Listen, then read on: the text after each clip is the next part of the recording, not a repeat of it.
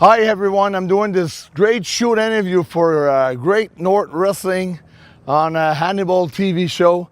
And here I am, PCO Pierre Carl, one half of the Quebecers, 3 times WWE World Tag Team Champions. And also I was Jean-Pierre Lafitte, the Great Pirate, who was undefeated for 8 months. And I had the World Title Championship match against Kevin Nash at the Montreal Forum. And I was also a WCW World Champion in the Hardcore division, and also a Intercontinental Champion in the IWA in Puerto Rico. So listen to this great shoot interview. You'll have a lot of juicy stories and a lot of fun. PCO, sta-la-la-la-la-la-la-la. We're with Pierre Carl Ouellet, who was 3 times WWE Tag Team Champions with Jacques Rougeau as the Quebecers, former WCW Hardcore Champion. He was in WWE also as Jean-Pierre Lafitte, and he was an IWA Puerto Rico Intercontinental Champion and Quebec Champion. And you started wrestling very young. Did you always want to be a pro wrestler? Probably since I wanted to be a wrestler probably since the age of 14 years old, I think, because at 12 years old I had the accident on my right eye. So my first goal was to be a pro hockey player, but since the accident happened and I got shot with a pellet gun, but with the name of the game is pick up sticks, where you have different colors of sticks, and we were like a bunch of kids just shooting sticks in our legs with the pellet guns because we ran out of pellets. So we're trying to aim for the legs, but I put a knee down to hide behind a counter, and it went straight to my eye. And I learned throughout the years, and even the doctors told me that usually you put a cup, you leave it there, you put a cup and you tape it to your head, and the doctors make a small incisions and they remove it without damage. But since the 2 edges are rounded and it went through, when I pulled it out, the eye kind of did that. So they saved my eye, but 3 surgery later, my sight was 10% on the right eye. So I had put a cross on the hockey career, even though I really liked hockey. They were both my favorite sports. Like before my practice of hockey, I used to watch wrestling at 6 a.m. in the morning going into practicing hockey. So it was not like a huge deal for me to change from hockey to wrestling, because I was in the mix of choosing which one I really want to do. But hockey was like there, but wrestling was there too. So it didn't change very much. Who were some of your favorites when you were growing up? I grew up with international wrestling mostly at the beginning, especially around my 4th and 5th grade. It was King Tonga, Rick Martel, Dino Bravo. You had the Road Warriors who used to come in a lot, and Hogan was not known back then, but he used to come, and he was not drawing anything. But he was impressive to watch, but he was not one of my favorite. And you had in tag teams, you had the Rougeau brothers, and you had like not very many other teams that were that great. The other teams were coming from the outside, let's say the Garvins, or they used to bring guys in for the Rougeaus. And I remember the Garvins was a hell of a feud with them. And then after that, the WWF came in on our channel here, and they signed. I think the first ones they signed was the Rougeaus, and then Martel went with Zinc as the Canem connection, because Zinc was like working the middle of the card for international wrestling, Tom Zinc, and then who else went? Joe LeDuc went. But he was not one of my favorite. Frenchie went as a manager. I thought he was funny as a manager with his voice and everything, but And Dino, when he went to WWE, WWF, whatever, they took his character away from being the big baby face that he was in Montreal. But was still, but the fact that he was a big monster and strong, and he had like 7, 8 years as a world champion in Montreal. So that carried like my light for him, And but my favorites were Macho Man Randy Savage, Ricky Steamboat a lot, and the British Bulldogs. I like to watch them. I thought they were quick, they were snappy, I like the way they worked. It looked real good. And also another tag team that I really liked was like the Road Warriors in Montreal for international wrestling. They outdraw everybody. They outdraw every world single champion. When the Road Warriors came in Montreal, it's like they were drawing more than Dino himself. They had to team up Dino with Ricky against the Road Warriors, and they would sell out like Montreal forums like many times. So they were just great. So just to say how much we liked wrestling also in grade 5th, just before college, we had to do a play in French, and I had a mate in the class that his name was Pierre Martel, so we made him Rick Martel. I played Hulk Hogan. We had a referee. We did the Mad Dog brunch because Mad Dog Vachon had a brunch with an interview, and then Pat Patterson had a brunch. Because Mad Dog was in WWE for a while too, right? I guess he was not really wrestling, but he was involved somehow because he brought the Giant Gustav, someone who didn't really make it, but it was the biggest hands in the Guinness Book World Record. Yeah. And they tried to push him a bit. They tried to push Luke Poirier. Rambo was very, very, when I was in Germany for CWA, Auto Vans and CWA, Luke Poirier was the top man. He was the world champion. He was wrestling every big name at the end of each tour, like Vader, like Hawk of the Road Warriors. They brought him so many big names for him to beat that he was so over. And they said he was from France, but he was originally from Quebec. Okay. Quebec City, actually. So he was in WWE too? Yeah, and he came back in 1998 or 1999 as, I can't remember the name of the team, with Bull Buchanan. They had a tag team. Yeah, they had... because they believed a lot in Bull Buchanan. They thought it was going to be like the future. They were the military group, right? Yeah. And Luke was part of that group. I can't remember the name because they were for a short stint, So prior to that, he was also in WWE with Mad Dog managing him, you're saying, like in the 80s? In the 80s, they brought him in for like a couple of matches, maybe 10 matches, but didn't get over enough. So he went to France, and from France, he got hooked up with CWA in Germany. Okay. That was, they were a team of military guys. There was like 4 of them, right? And Kurgan was involved with it too. Later on, but they started at 2 guys, Luke and Bull Buchanan, and I have a tape here somehow where we beat them. And we'll put the name up on the screen for the... Yeah, they didn't get over as they would like to. And it's funny to see someone being so over like Luke. Like in Germany, he was a god, and for WWF or WWE, he couldn't really do it like there.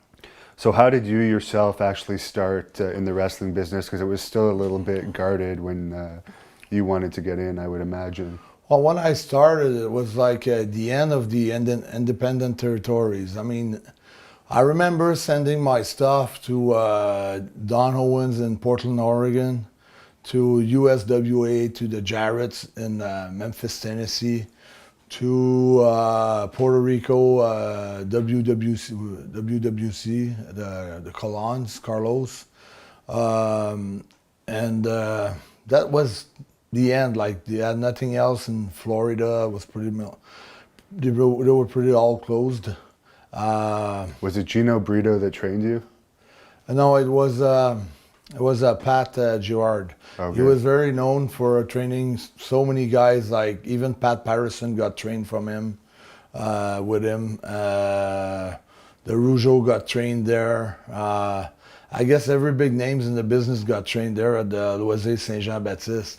Oh, Ronnie Garvin got trained there too. Everybody got trained Yeah. there. I've heard it on different shoot interview that I've been watching on your channel, the Hannibal TV. Yeah. And I've listened to some of them, and I heard that it was a Saint Jean Baptiste, and I think Pat Patterson.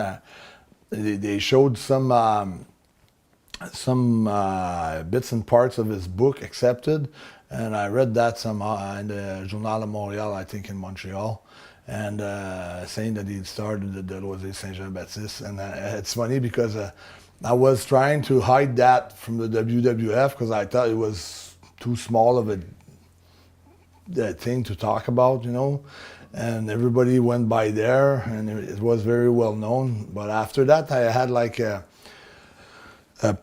I perfected my craft a bit with Edouard Carpentier in Montreal for 3 months. So I was always saying that Carpentier trained me, which is true too. But after 2 years at Loisir, I hit a plateau, and I just wanted to get better, and I had the chance of training for free with Steve Strong, Dan Crofat, who was Phil Lafon, who was very over in Calgary and in Japan. Yeah. And my ex tag team partner Nelson Veilleux, he was training with Edward too, and we're like 6 or 7 guys who really, took wrestling seriously, or really wanted to make something out of it, and training with those guys who were already pros, Strong and Crofat. I think that was very good, and with Carpentier, who had his feet in as a commentator in the WWF, so I thought it was going to be all good. And then, apart from getting some contacts and getting better, a little bit better from there, I mean, that Edward never did anything for me. Basically, he didn't pick up the phone or try to hook me up. I did it all by myself, basically. So you spent some time in Stampede Wrestling when you started, right? Yeah, that was horrible. I was not speaking English at all. I started wrestling at the age of 16 at Loisé for 2 years. I had maybe 3 victories in 2 years. I was jobbing every weekend. And I got pretty discouraged, so I wanted to get out of there and try to make make a name for myself. And which was tough, is because I was hearing stories from the guys there. Because the Loisé Saint-Jean-Baptiste, you had the guys who wanted to make it, and the guys that made it but still loved the wrestling and wanted to have like 5 or 10 minutes of glory, every Sunday afternoon, and just, meet the boys like Johnny War Eagle, Dan Ferris, Black Diamond, just some guys who had been on the road, and UFO was Bob de la Serra, and guys like that. They were telling stories in the dressing room about how it is to be on the road, and how it is to be in Germany and wrestling at the same place for 60 days, or travel with the boys, and guys that were reading books, others that were going out, and different stories. So I really got curious, and I really wanted to hit the road. So I was trying to call Stu.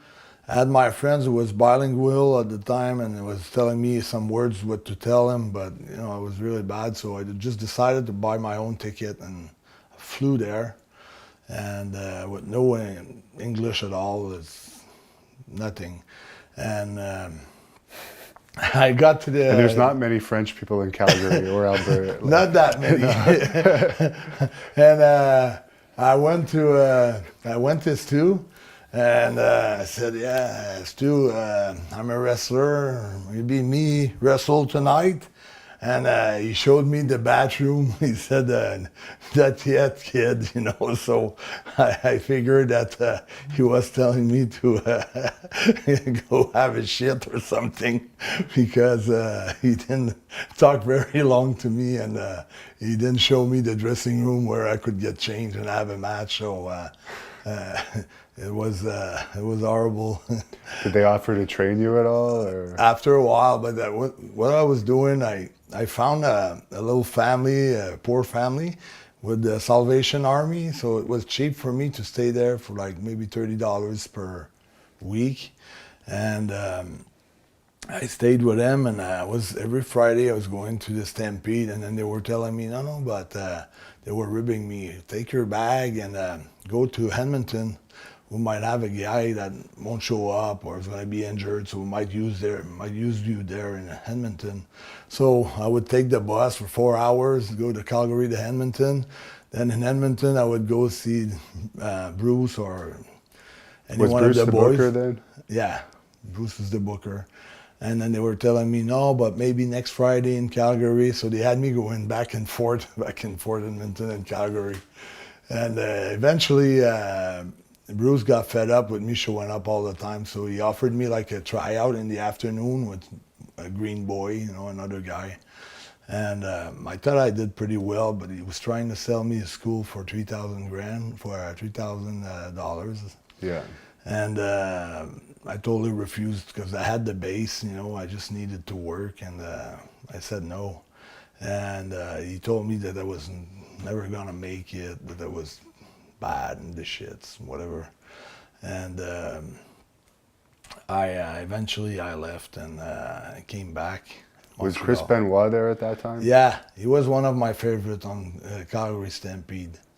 He was my age, and he was like 17, 18, and he was one of the top boys with Owen. Owen and Chris, they were like really a good tag team there, and even in singles. And they were working against a team from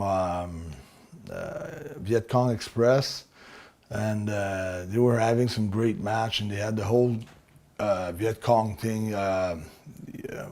Makon Singh was... Oh, the Karachi Vice? Yeah, Karachi Vice, Makon Singh, and the other Indian guy. Gamma Singh. Gamma Singh, and I mean, and then you have the two strong men that were there too, Bill Kazmaier and Ted R-City. And after we saw R-City on WWF, but it didn't really make an impact there, but it was impressive. He had a memorable appearance on Piper's Pit. And the only guy who really took care of me in Calgary was Kerry Brown. Like, he felt kind of, he was human, you know, he was trying to help me out. He told me, he said, don't stay here, they're not gonna use you, they're just fucking with you, and, you know, just try to go somewhere else, get more experience, and maybe eventually you'll be able to come back here. But he was really nice to me, Kerry Brown. And that's what I did. I came back to Montreal after 4 or 5 months of trying there in Calgary, and nothing happened. And I was really kind of depressed. And then I started sending my stuff to Dupre's in the Maritimes. And then I did some shows in Montreal, and I ended up with a pretty good spread in the local newspaper, saying Carl Ouellet working with Dino Bravo, Gino Brito, and some of the big names. But I was doing jobs, but since it was a local newspaper, you know, my picture was big because I was the guy from the little city working with the big names. So I guess when I sent it to Emile, he probably thought I was one of the main guy in Montreal. So he hired me and called me once, said, do you know if Crawford is coming this year? And I said, no, I just worked with him with Edward. We train, and he's going to Calgary. He told me he was starting on the 22nd, I said, something like that. But I didn't know, but he was asking about Nelson Veilleux, which was Bob Crawford over there. Oh, okay. So I kind of screwed Nelson thought I screwed him in purpose, but I really didn't know his name in the Maritimes. I really thought he was Nelson Veilleux. Yeah. I didn't know he was Bob Crawford, and you have the other name, which is Crowfat, Crawford, and with Emile, you don't really understand much. You know, Yeah. he speaks funny even in French. It's like it's a mix of French and English and Cajun. You know, so it's kind of tough to understand anything. And I was so happy that I was getting a break there, so I really didn't think about anything else. I said, no, Crowfat is going to Calgary. So I was there by myself, and they put me in a tag team with Eddie Watts. They put a hood on us. They called us the Super Bees. Okay. And we were working right on top against Masa Chono, who was Tokyo Chono there. Oh, And from New Japan. yeah, from New Oh, that's Japan. He cool. was a young boy, yeah. So I was working every night. Chono and the booker was Bulldog Bob Brown. So Bob Brown was probably 55. He was old, couldn't bump, couldn't do much. Was doing all the talking on the mic. Chono was not speaking a word of English. And we were doing like a championship match, you know, for the titles all over the Maritimes. I was screwing up big times. Like I made big fuck ups in every matches because my English was so bad. So I couldn't. He was calling me a baseball slide. I couldn't hear it. I couldn't hear it. Bob Brown called me baseball slide, drop kick. I came back over the ropes. I fucking bear hugged him. You know, said, what the fuck? they kind of hated me. And I had a great match was with Sailor White, and Sailor White had the reputation to beat up all the job boys. Yeah. He killed them, like really opened Didn't he it beat up. up Billy Robinson once? He had a very, very strong reputation for beating up people, you know. And me, it was light as a feather. He liked me. He gave me I backdropped him. He made me look like the champion of the territory. So the Bulldog Brown, the son, who wasn't a wrestler but was on the road, like an agent or something, and Emile and everybody came in the dressing room. That's how you got to wrestle every night. But what? But he made me too, you know. It's like it was me, but it was him too a lot with the size and everything. Yeah. So he made me look good, but I did the right thing. The timing was there. So for myself, I saw hope that I could do something good, even though it was not going my way. I felt that I could do something pretty good in this business. Then eventually, a month after, Nelson finally came in, and then Nelson Veilleux he joined the second wave because we had two crews. So we had two crews working every night, and we had TV there. So TV shows, TV tapings in the big arenas. Crowds were pretty good, and so I just left my apartment, and we shared an apartment together, me and Nelson, and my morale was getting better. And sometimes in single matches on TV tapings, they put us against each other. But me being as one of the top babyface of the company, and Nelson was like working at the bottom there. So we threw some good matches on TV, and got along good with Eddie Watts, but just was not good enough to keep my spot there. We got released, me and Nelson. We got released the first ones because they came at the end. They cut one crew, but we were the first one to let go. So we came back here in Montreal with another slap in the face, basically. Yeah. And then you went to England for a bit, is that Yeah, right? well, I was so down from this trip, you know. It has been so tough mentally, morally. The fact that it didn't work out again and trying very hard to make it. I decided to go back and play hockey for a couple of years at the college André Laurando in Ville-la-Salle, which is a high level of hockey. And after my second years there, I got to play in the nationals for the seniors. It's called in Quebec. It's called the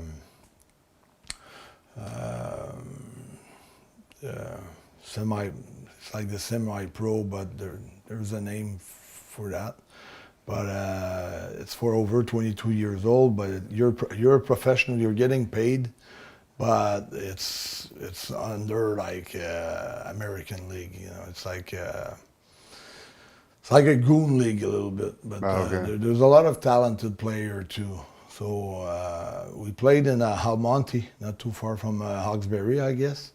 Quarterfinals for the national championship and the senior Triple A, if you want, championship, and we lost. But I kept the score sheet. I did good. I scored some goals, and I was one of the best players of the team. And they were all former players of the NHL or guys in a young age trying to make it to the NHL. So it was a very good caliber. And here it's called the North American Hockey League in Quebec, and everybody's getting paid. And so I made the star team of that year going to that championship. They took the best players of all the province and made a team of all-star going to that tournament. And but we got eliminated. But got a phone call for International Hockey League, which was the farm club of the Chicago Blackhawks. It was the Indians of Fort Wayne. And Al Sims, a former hockey player in the NHL, was the head coach. And he called me up himself because I sent him the score sheet with also saying I had another career in pro wrestling. So I guess they got interested in the fact that I was looking pretty big at 240. Yeah. And pretty You were a muscled up and defenseman, I everything. guess. Yeah, and they thought maybe I could drop the gloves here and there and Yeah. play a rough game. So and being able to score some goals, but I turned it down. And in between the times, I met the farmer Louis Laurence. I don't know if you heard of him. I've heard He of was him. one of the bottom guy from international wrestling, and he was the one who was setting up the ring for them, the rings. Okay. So I told him about my dream and everything, and he hooked me up with girls in Toronto, Tracy. It's been a while. I can't remember. Tracy Joy. Tracy Joy was her name. And anyway, she booked me on a show in Toronto, and I wrestled a green boy by the name of Steve Herwin. And his father was working in England for a real company, and he heard about All-Star Wrestling in England with Brian Dixon. Yeah. So he got his son booked there, and I got in touch, kept in touch with Steve because his first match was against me, and he did very well. Very well. When I look at the match today, it was a shitty match, but back then we thought it was a great match, you know. Yeah. So for his first match, and me not having much experience, I thought I gave him a good first match. So, but the psychology wasn't really right, but it was a decent match. You know, it didn't look bad. So he was happy about it, and he said you should call Brian. I talked to him about you. He would use you here in England. So I called my buddy Nelson. We made some pictures. We started working as a tag team. We called ourselves Double Trouble, and then we sent pictures there, and I was handling all the details, the phone calls and everything. And Brian called me back a few times, and we got hooked up with him. And we got there. We got there. The territory was really bad, very low. And we were working Robbie Brookside and Doug Dean. They're best tag team there. But in our mind, you know, we never seen such small guys. We were used to see the WWF guys, the International Wrestling Champion guys, you know, all, you know, over 6 foot tall and, you know, big bodies and good shapes or huge monster, and they were pretty skinny. But they were over like crazy. So we worked them every night, and we tore the houses down there. And the house, they started to go up, and I don't know if probably just wasn't us, it was probably a matter of the roller coaster of the business going up in the meantime. But by the end, you know, after 3, 4, 5, 6 months that we were there, houses were like, we were wrestling in front of 2,000 people in Leeds, The the Croydon Royal Albert Hall was almost jam-packed when we were going there in London. We all the venues that we did, some theaters. You've been there, you know how it is. It was packed, and it was empty when we got there.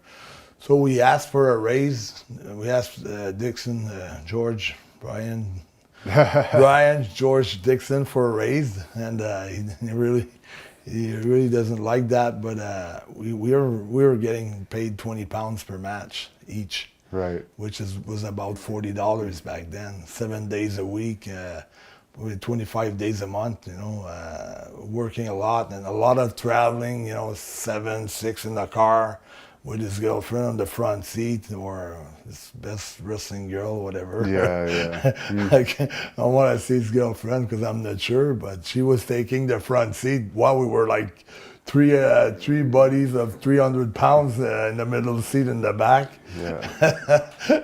Looking for hair. It was stuff, plus the merch in the back of your head. So not stopping to go to the bathroom very often.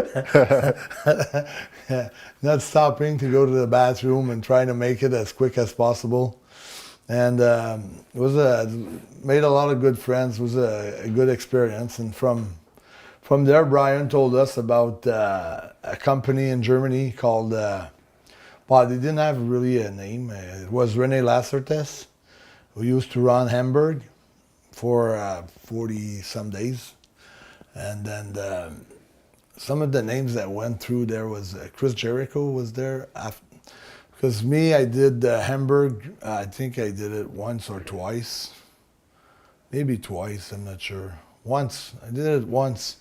And Peter Williams, who was Otto's partner, came to see me wrestle because also while we were in England, they did some shootings in France for TV tapings for Eurosports. So all the boys from Otto, Chris Benoit, Owen Hart, Rambo, some big names, Larry Cameron, who was in the AWA, died in the ring there while I was there in Germany. But just before I got to... Oh, you were working that night when he passed away? Yeah, I was there. What was the cause of death? A heart attack? Yeah, heart attack, yeah. It just collapsed in the ring. And did they continue the show? Yeah, they didn't really know what happened. They just sent him to the hospital, and they realized after that it was a heart attack. They thought it just might be unconscious or something. They didn't really tell the boys what really happened, but even the crowd didn't know what was going on. It's not like someone's falling off the roof of 50 feet and hitting the top turnbuckle. When someone just collapsed, you think it just has a seizure or something that doesn't go well, or he's gonna throw up, or he's sick. So it didn't really look any bad at all. So it's just the next day that we learned that he had passed away, basically, or during the night. And how did you end up in Puerto Rico? That was after me and Nelson worked a lot in France. So Otto and Peter Williams, they could see us on TV all the time. So we sent our resume to Otto from England. We sent it from René, because Otto was running 6 months a year, 4 different towns. And then, well, I just had the habit that everywhere that we were going to a different territory, I really have to say that I met a guy named Peter Harmeller, who was a Mongolian mauler, and he was the perfect prototype of the indie wrestler trying to get booked everywhere in the world. Like, he had been in India, so many countries. And he was telling me, like, proper planning prevent piss poor performances. So he had that. He had like all kinds of things in his mind. He was, like, really intelligent but crazy at the same time. And he was something else. He was a character just in himself. He was He was like getting all the boys crazy. He said, did you see my match? See how over I was? How the people react to me? And it was just like loud and funny and telling jokes. But I learned a lot from this guy. And so every time we went to England, I was sending packages to all the promotions all the time. So every time we hit Germany, sent packages for me and Nelson everywhere. We had, so we got booked in South Africa and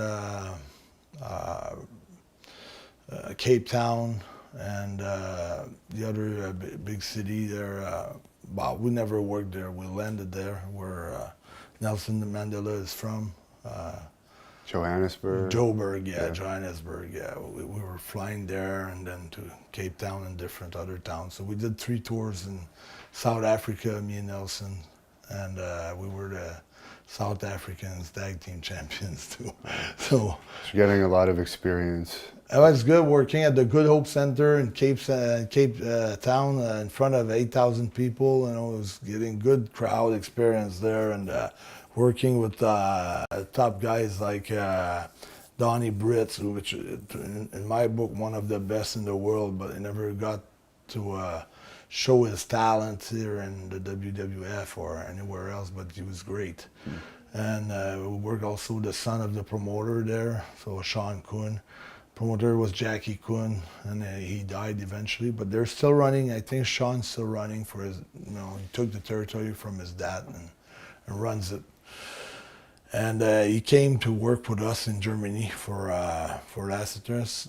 So anyhow, I thought auto vans really liked the big guys, and I think they thought that Nelson might have been too small. He was like 5'8", but he was good looking, like 240. He looked that part. He was not, to me, he was not any shorter than Chris Benoit. You know, they were pretty much the same size. So I couldn't really understand why they wouldn't want to take him. But after a discussion one night, me and Nelson, he decided that if I had a break, if I could go there, he was not going to make a big deal out of it and just say, oh, we were a team and then you want to go by yourself. And he was really sports about it. And he said, you know, if it's going to happen for you and it's not going to happen for me, just go for it. So I went and worked for Otto, and I've had sent packages for me and Nelson to Carlos Calant for almost 3 years now. When I met Rip Rogers and working for Auto Vans, who was already been working for Carlos, and I don't know, like sending stuff and things. And eventually I got back from my tour in Bremen, which was finishing December 30th.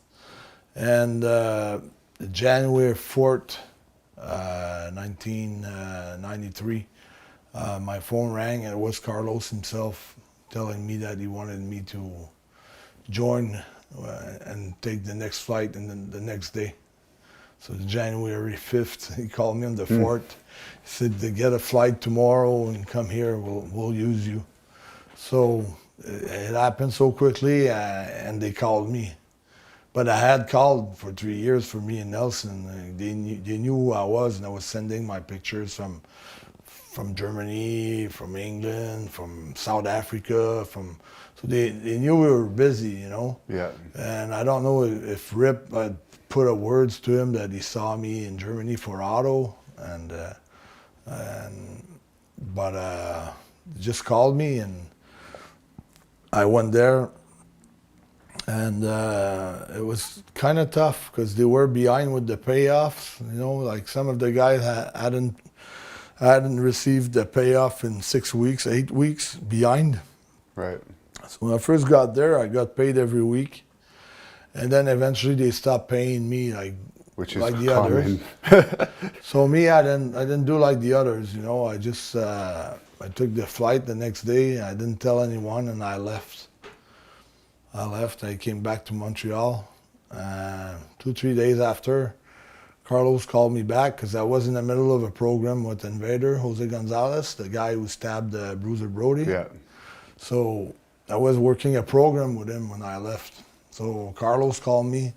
I said, Carlos, I said, I can't live, without money. I have to eat, I have to train, I need my payoff every week. And now I'm like 4 weeks behind. So I need you to pay for my plane tickets, and I need you to, as soon as I get there, get my 4 weeks that you owe me.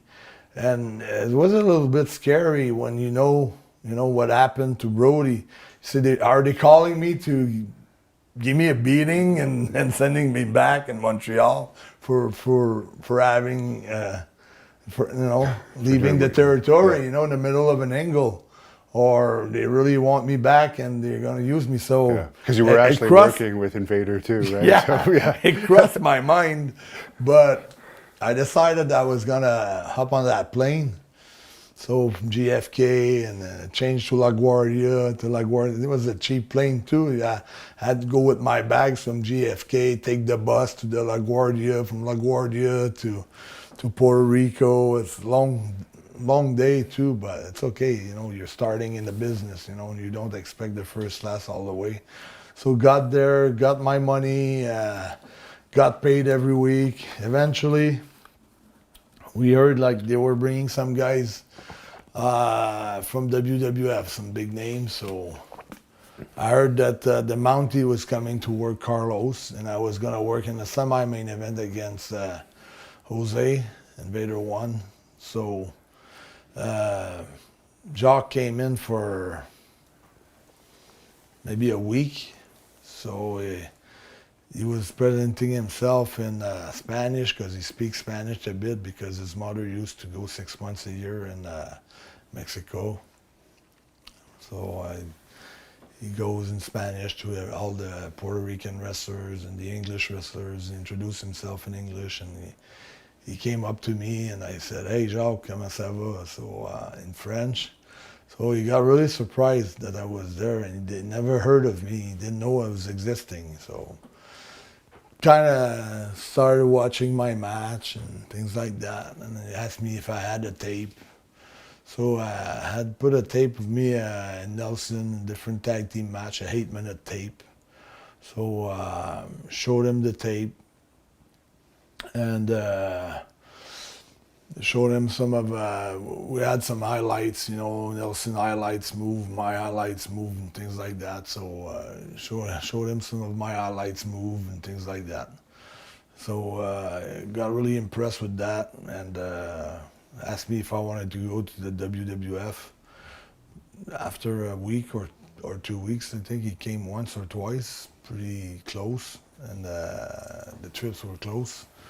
He took a year off from WWF for his son, JJ, who was 5 years old. He wanted to be there for his birthday and spend some time with his family and things like that. So I was after the Mountie, right? He'd already done the Mountie. Yeah. So Pat Patterson called me, Surgeon Slaughter called me after he had spoke with Vince, Jacques and Vince.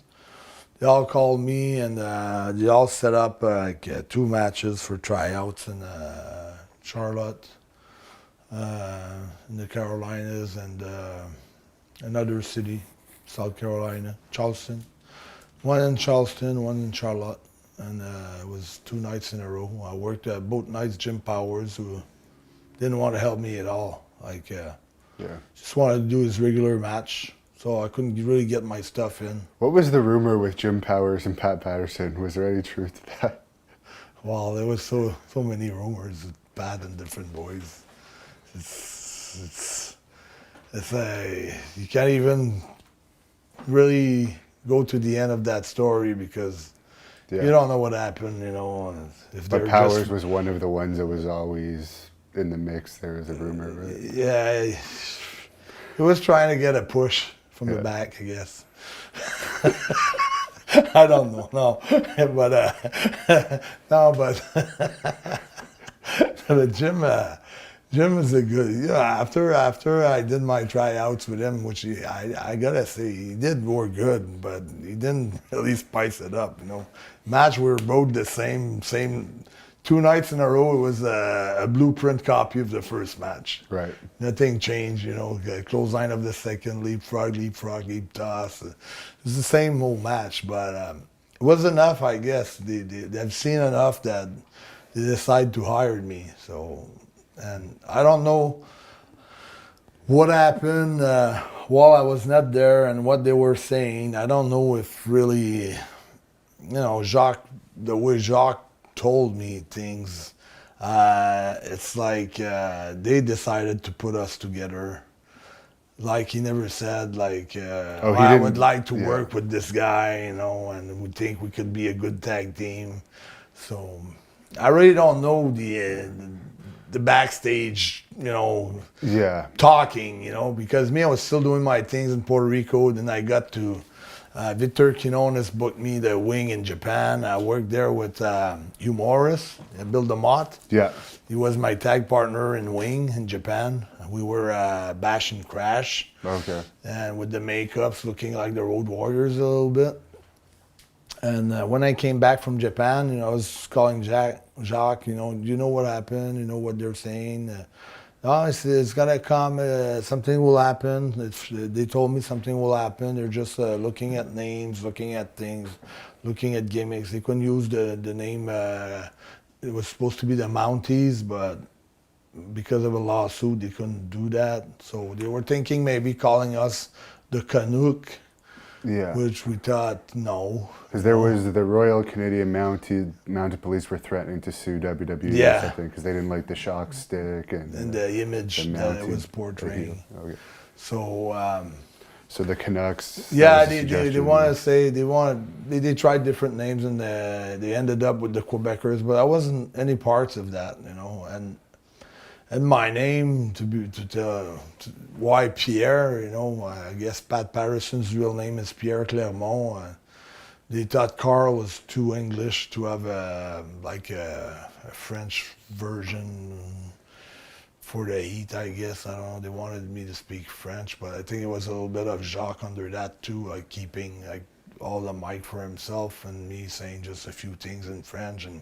It's good, the French is good, and people hate you, we got heat with that, but it was, didn't get a chance to really work my skills there behind the mic, so it was a good break, but it was a tough break when you're, it's good, I respect the fact that the veteran gives you a break, and in the ring it was really like 50-50, but then all TV interviews and all TV shows in Montreal was 90%, 10%. It was basically the post. So, which. When did they throw Johnny Polo into the mix? Well, somewhere in the middle, but I really liked Johnny, but Jacques didn't really like him, so he had to travel with other guys. He couldn't travel with us, so we were traveling. we were traveling together, me and Jacques, and I think Johnny kind of hated the fact that we're renting a Cadillac, or a premium class car, and we don't bring our manager with us. It's kind of tough for the chemistry of the team, I guess. But why did Jacques hate him? Was there any specific He just didn't reason? want to get mixed up with any of the boys, really. Okay. He just wanted to stay out of problems. I guess was kind of smart too. I really don't know what. Did Polo leave the group on his own eventually? No, it was all Vince calling the shots. He went from us to being Adam Bomb's manager too. Yeah.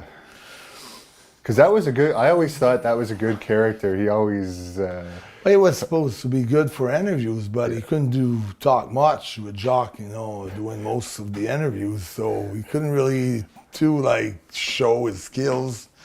So it was,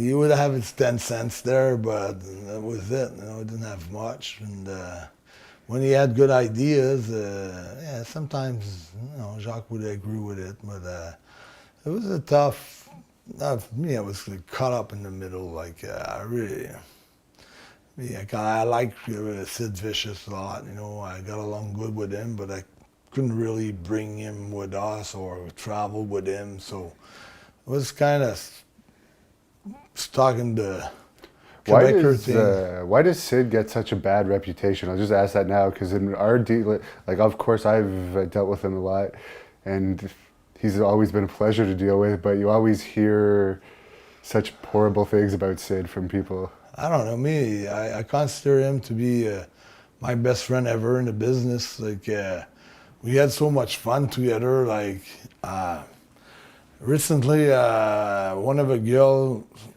girls that we met during some different tours in Germany, she had been back in touch with me. She's a flight attendant now for a big company. She's coming in Montreal at the end of the month, and I'm gonna have a dinner with her and whatever, you know, an evening, just going to eat and just tell stories, you know. And she taught me and said we were really nice and gentlemen and really never, you know, did anything wrong to anyone, and even being drunk or whatever, we were just having fun. I mean, I really never saw Sid losing it, you know, being drunk, except if somebody was really looking for it. Like, let's say we were walking in Memphis for, I think Sheryl Crow was the singer there, and it was like someone just keeping bugging his wife all the time, and I saw him snap there, but the guy was just after his wife nonstop, and hey, Sid, oh, your wife's looking good, and I like your wife, and he snapped there. You know, he was snappy at some points, but for a reason, you know. Yeah. But with me, we never had an argument, me and Sid.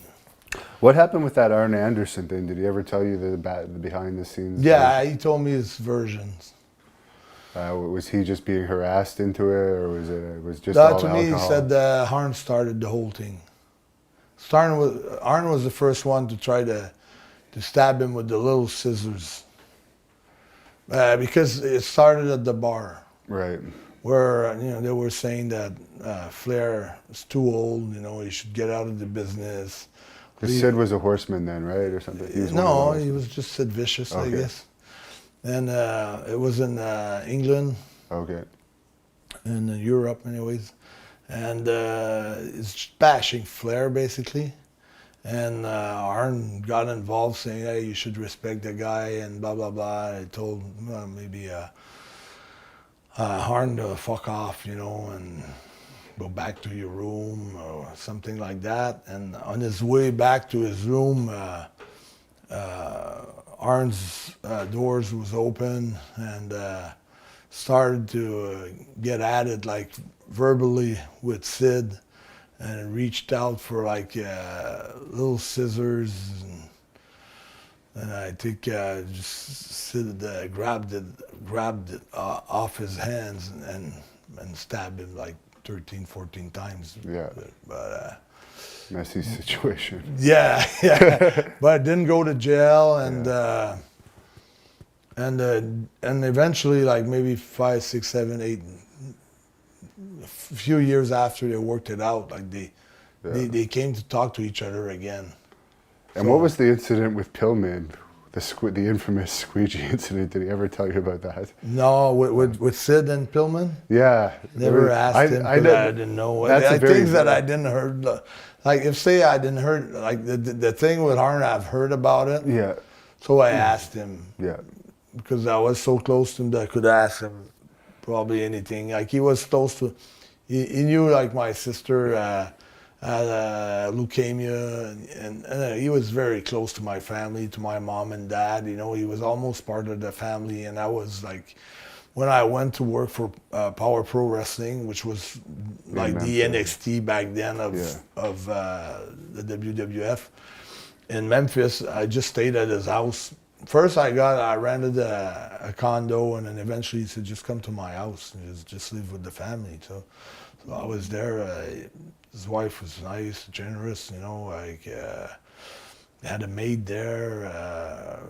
helping out with the kids and everything, and we were going to the gyms every morning and working out twice a day. And then Power Pro, we had like maybe 3-4 shows a week. You know, it was not a full schedule. You know, so it's pretty some time off there. So took care of me there, and had this phone call right when I was there at his house. Eric Bischoff called him for offered him the big deal for WCW. Oh, when he came back at the end there. Yeah, the 1.2. Then he said yes. Then he said that's the first year. It was 1.2, 4 years.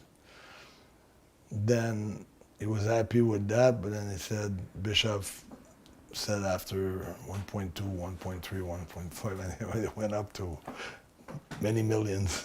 So he was really happy with that deal. And he ended up saving his money pretty well, didn't he, or something? He really never changed much. You know, he kept that same house. He was not a big spender. He likes, you know, he works on his. He has a special car that it's not like a car. It's like some sort of a Jeep. You know, it puts a real strong engine in it, the tires, and but his best friend is mechanical, so it doesn't cost him that much. The parts, you know, it's like they're babies together. Those guys, you know, they just work on the Jeep all the time, and it can make the mud go up 50 feet in the air. You know, it's really strong. It's a nice Jeep. It's very hot, but other than that, it's not a big spender. So just to get back to the Quebecers for a bit, who came up with the music? Was that Jimmy Hart, or was that someone from Jim Johnson? Jim Johnson, okay. Yeah. I guess on Vince's idea, just to give a receipt to the Mounties, the Royal Canadian Mounted Police, you know, just saying we're not the Mounties, we're ensemble, we're brave, we're strong. Like, it's a receipt, basically. Yeah. And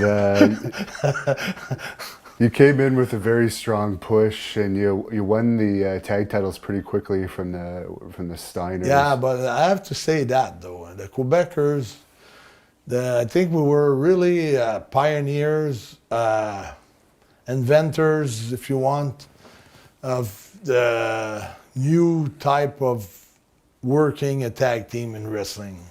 I think you saw some move maybe with the Road Warriors. You saw him doing like, you know, put someone on his shoulders and, you know, unclothesline the guy, but that was for the finisher.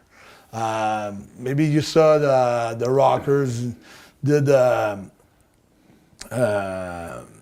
drop punch. toe hold and dropped an elbow, you know, little things, but basically all our moves were like devastating, and they were done together, like slam, back drop on top of the guy, together, push off in the air, neck on the top rope, Boston Crab, leg drop from the top rope, the other one were hold him up in the air, come with the crutch in the face, the finisher, the big tower, hands on hands, drop, you know, Quebec bomb, boom. There was not that many moments during a match where you didn't see a real team moves. You know, it was not like let's say Scott Steiner had his Frankensteiner, Rick Steiner had his Steiner liner, and like most of our arsenal was based on being a team. And I think a lot of teams kind of copied that after us. I think we really marked the business for tag teams. That's my thought, though, on how we marked the business with the moves that we created. They were really devastating and looking good, and they were. We always had to use one and the other partner to make it happen. So we were not doing much by ourselves. And you beat the Steiner brothers for your first tag team championship reign. What was it like working with the Steiners? Because I know you had a lot of matches with them. Yeah, it was great. I mean, we did also our first match here at the Montreal Forum against them, and they were real cooperative. You know, they really wanted to have good matches, but they didn't really want to get pinned. That was the main thing, though. Is that why the Quebec province rules? Well, yeah, were brought in? yeah. Then they kind of they kind of got out of the WWF because they didn't want to get pinned by us, you know, because we were supposed to pin them, you know, and they refused that, and that kind of gave them heat with the office.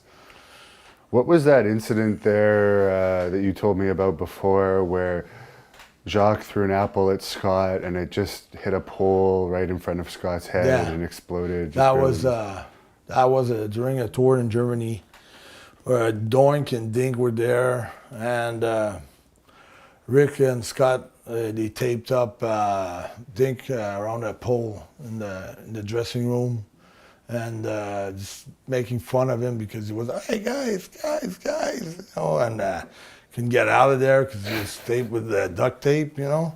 And then they start throwing like some sandwiches and fruits, and you know, we had a buffet like in the room, so start throwing all kinds of things of the buffet, you know, at him, and yeah, all the boys were laughing at this, you know, because it was pretty funny. But in the meantime, it's a human being there, and Jacques just got at one point he thought it was enough, so he told the guy to stop it, you know, the Steiners, the guy stop it, you know, and Rick said, yeah, what you gonna do, you know? So he picked up an apple and threw it as fast and hard as he could.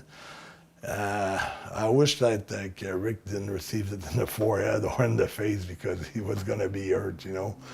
And the pole where Dink was taped up was about that wide, and the apple and his head was behind somehow, somewhere. And anyways, the apple just crashed on the pole, and it was silent for a while, you know, like tension, you know, ooh, something's gonna happen.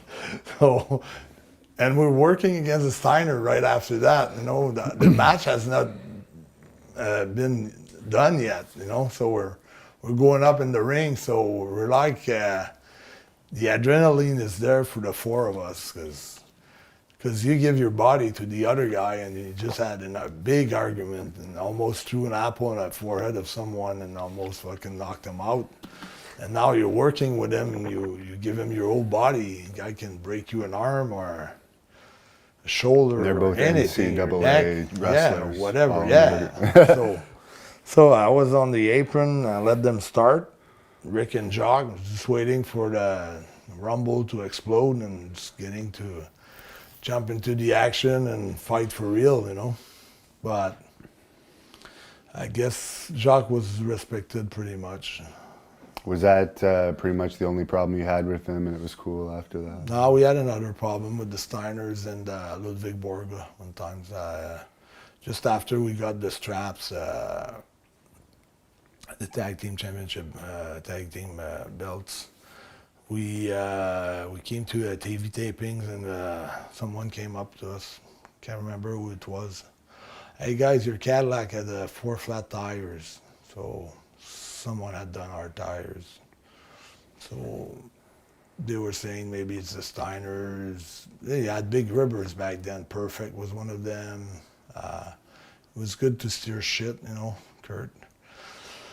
Yeah, he caused the whole announcement there. Yeah.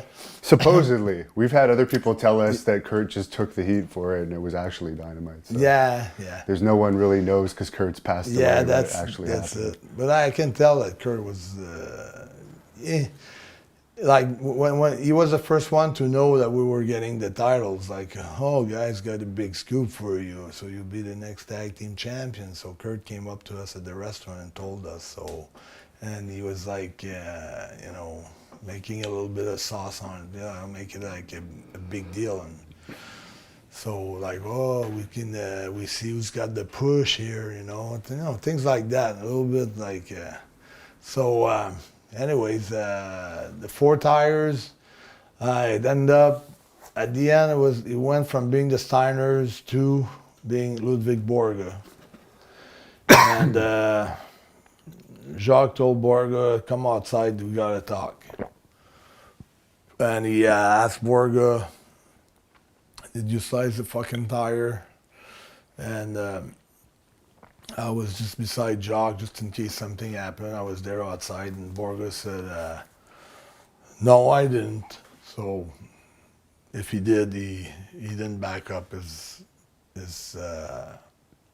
So basically, what happened? Someone sliced your tires, the four of and the there four was of them. rumors that It was the Steiners, and then it went from the Steiners to being Ludwig Borga, and confronted Borga, and he said it wasn't him, and so we can really.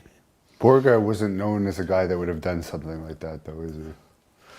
He was like a Nazi. He was like didn't like the blacks. Didn't like. Oh, so he may not have liked French people. Yeah, maybe so.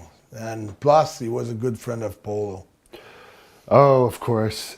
And I just have to ask this because I'm fighting Rick Steiner coming up here on November 5th in Hawkesbury. What's your advice for me to prepare for that match coming up against Rick? I think he's gonna be all good. I mean, even his Steiner liner, like I took it so many times. It's just the way you bump, you know. It's like it looks so amazing. It looks so good, but it doesn't hurt that much. Like he's really pro. Like everything he does, he's pretty light. You know, I really like Rick. I mean Scott too. Like for having matches, I've had some of my best matches with Rick and Scott. I respect their work a lot. I was a big fan of them when they were in WCW. A big fan of Scott with his freaking Steiner. I took it so many times. I think I made the Steiners look really good. Like I took all kind of their things. I took with Rick, you know, you go up to the top rope, you go for a double axe. He grabs you, he gives you that belly to belly side suplex. I mean, they're great to work with. They're great workers. And your second reign, you defeated the 1-2-3 Kid and Marty Jannetty. What were those two like to work with? Yeah, it was good. It was good. Even though that Marty was always like kind of making fun of Jacques a little bit, calling me Yeah, because Joe. Jacques told us there was some past heat Yeah. with Shawn Michaels and Jacques. Yeah. Or something, and Jacques had to have a talk with him or something. Yeah, probably. I know. Like Marty was always trying to, you know, rib Jacques as much as he could. You know, he wasn't going too far, but he was, you know, saying Jacques like he was throwing up. You know, but that was about it. But match-wise, we did Madison Square Gardens in New York against them. And then the match didn't came out like the office would like the match to come out, but when we did the Raw, it was an incredible match. It was a part where they think they win because Jacques put his foot on the second rope, and then we get the 1-2. They get the 1-2-3. They win. They go. They celebrate with the fan and the bleachers and all over the seats in the arena. They go up in the air and they come back down. And now they reverse the decision because after watching the replay, they're saying that Jacques got his foot on the rope, so the count doesn't count. We have to restart the match. And then we restart the match, and then eventually I think we won. I'm not sure. I think we won this match. And anyways, it was a great match. And then because we won, we might have lost. I don't know. The 3 times that we won was the Steiner brothers on September 13 on Monday Night Raw. Then we lost to 1-2-3 Kid and Marty Jannetty. I think it was on that Raw. We lost the straps there. And they dropped it to Men on a Mission, I think. And anyways, we dropped it to Men on a Mission and regained it from Men on a Mission. In the same tour in England, we dropped it in a city. And I don't, and then we gained it at the Royal Albert Hall against Men Okay. on a Mission. And I think it was the same thing. We swapped the belts with 123 Kid Marty Jannetty. We lost and we gained it from them. We did the same thing with the Men on a Mission. But I don't know if we lost it at the Gardens or we lost it. I think we lost it at the Gardens and regained it on Raw. What was the big issue with Men on a Mission at WrestleMania 10 that eventually led, from what I understand, to Well, end we, of the we were Quebecer? going to Vince's office and telling them that the style of our team, even though we were like arrogant tag team, we had devastating moves and people believed in our moves. Like from, we wanted a strong victory. Like You were popular in Quebec too, weren't you? popular in Quebec, but I don't think WWF really gives a crap about Quebec. Like, not that they don't give a crap about any towns, but Well, now they only pretty they're much. not pro. Oh, he's a hometown guy. We're gonna do something special for him. They weren't like that. Like they used to tell me, you're the same in every city. If you're in Montreal, we'll do the same thing in Montreal that we'll do in Louisiana or in Florida or in Germany. We're not going to change any of our script because the guy is in his hometown, which I don't think it's true because they did some great things in Texas for Shawn Michaels. They did some great things for CM Punk in Chicago. Ric Flair. and, Yeah, so Carolina. So I think it was all BS there, but that's what they were Hearts telling in me. Calgary. Yeah, and anyways, what was your question? The whole thing that led into the Yeah. WrestleMania 10. It was the fact that we've been going to Vince's office and they promised us that we were getting a big win eventually. So like a strong with how we're finished in the middle, 1, 2, 3, with the belts, and really look strong because we had a shaky wins, with the Steiners. We had like we won the belts on the road in England, which was not tape.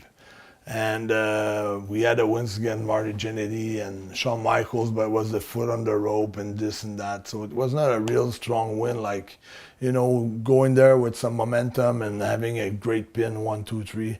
And we were looking for that, and we had talked with Vince, and Vince agreed, like, WrestleMania, guys, it's going to be your big, finisher and 1, 2, 3.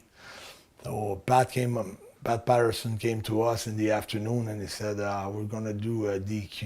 And so Jacques got all pissed off about it because they lied to us again. They promised us that we're going to have our biggest win ever, since we have our run with the belts. And it's going to be a fucking DQ, WrestleMania 10. It's not what it was supposed to be. He said, I want to quit, and I'm quitting. I said, okay. I said, you should quit with me. I will go to WCW, but we'll be business.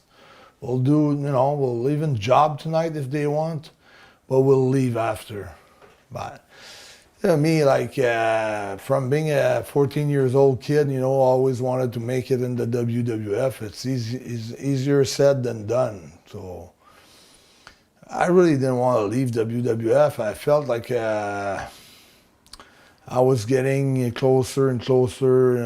I could have a discussion with Vince anytime that I wanted. His door was always open for me. I was, getting treated good by the office, getting to know everybody. I've known everybody there, and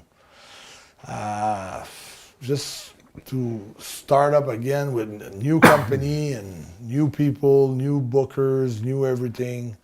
I mean, I didn't want to do that. So he said, since you don't want to quit, we'll start working our angle for the match, the retirement match. He says, Vince owes me money anyways. I was supposed to make $500,000 this year, and I made just like 300 grand, like so far. He's down, 200. So he said, I'm going to make like something like a 50 grand retirement match. Just so Was he planning to actually retire at that point, or was that always going to be just a gimmick?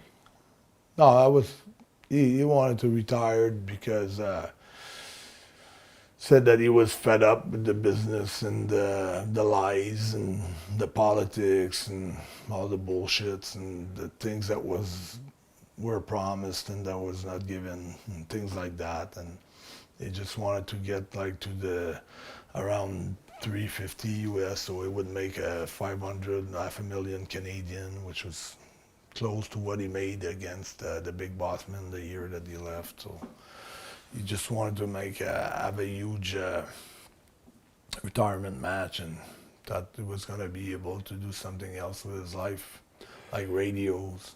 Right, and at that time too, you guys were popular all over Quebec because you got in WWE now. They only go to Montreal, very, very rarely Quebec City, but they went to other towns in Quebec. We did like Valleyfield, we did Drummondville, yeah. Sherbrooke,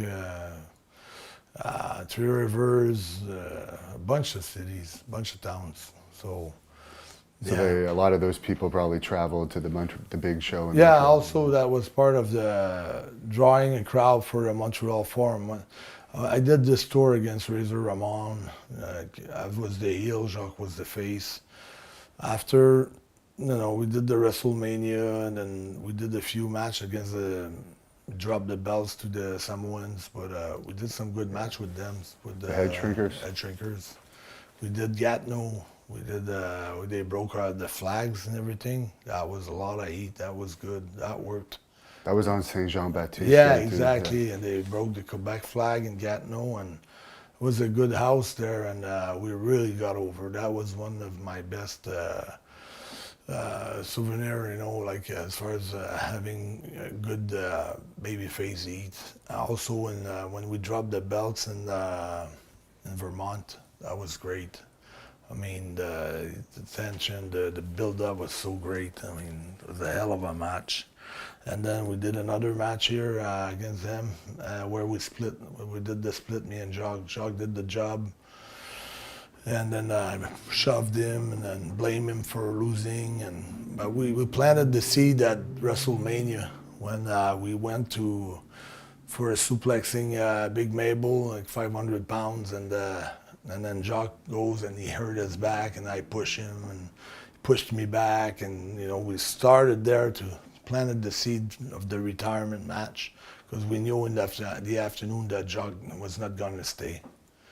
And I saw it as an opportunity for me to start my own solo career. So, and not having to deal with always the partner. So that match in Montreal, I think it was the last actual wrestling sellout at the Montreal Forum. I guess it was, yeah. Because you had no curtains, you had no big screens for the entrance of the guys. Just the small curtain, the screen of the forum itself, and it was totally sold out. And the Molson Center opened up a couple of years later. Yeah, and then it was great because it was 18,500 people, and when you work on top of Undertaker, of Yokozuna, of Shawn Michaels, Razor Ramon, Double J, Jeff Jarrett, all those great names, and you make the main event there, and you seal the show with it. I mean, it's something that it stays there forever. This match is gonna be there. It's historical, epic match. It's there forever. So that was supposed to lead to a world title for me in the WWF after against that. Backlund, right? Yeah, that's it. After that, such a success that Jacques got all fired up. Now at the end of the match, we make it where Jacques giving me shit and everything, and I feel kind of sorry, and all the family's there, and all the boys are there in the ring.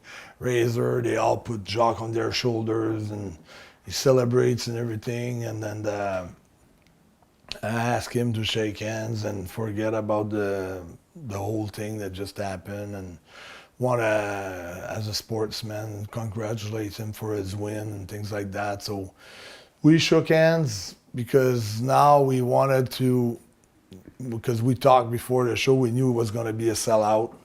And now we wanted to have Jacques as being my coach, my manager, and set out the Olympic Stadium in Montreal, which was the first one who brought out that idea was Dino Bravo.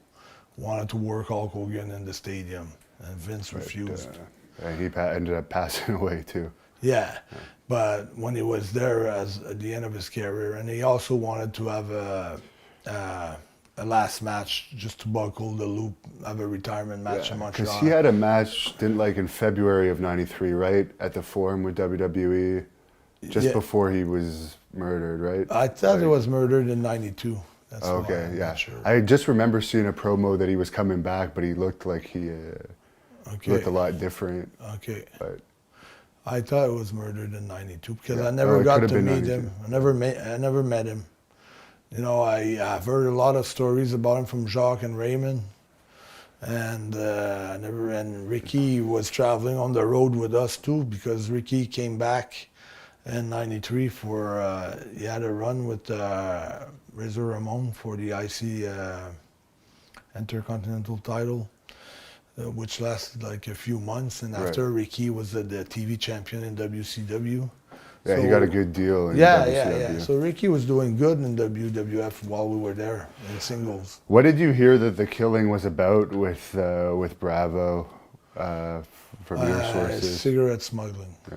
Yeah, that's for sure. That's what it is, but we don't know the reasons. The real reasons why. Because the thing was they were cheaper to buy in the United States at the time, and there was a whole thing going on with people smuggling across the river, I guess.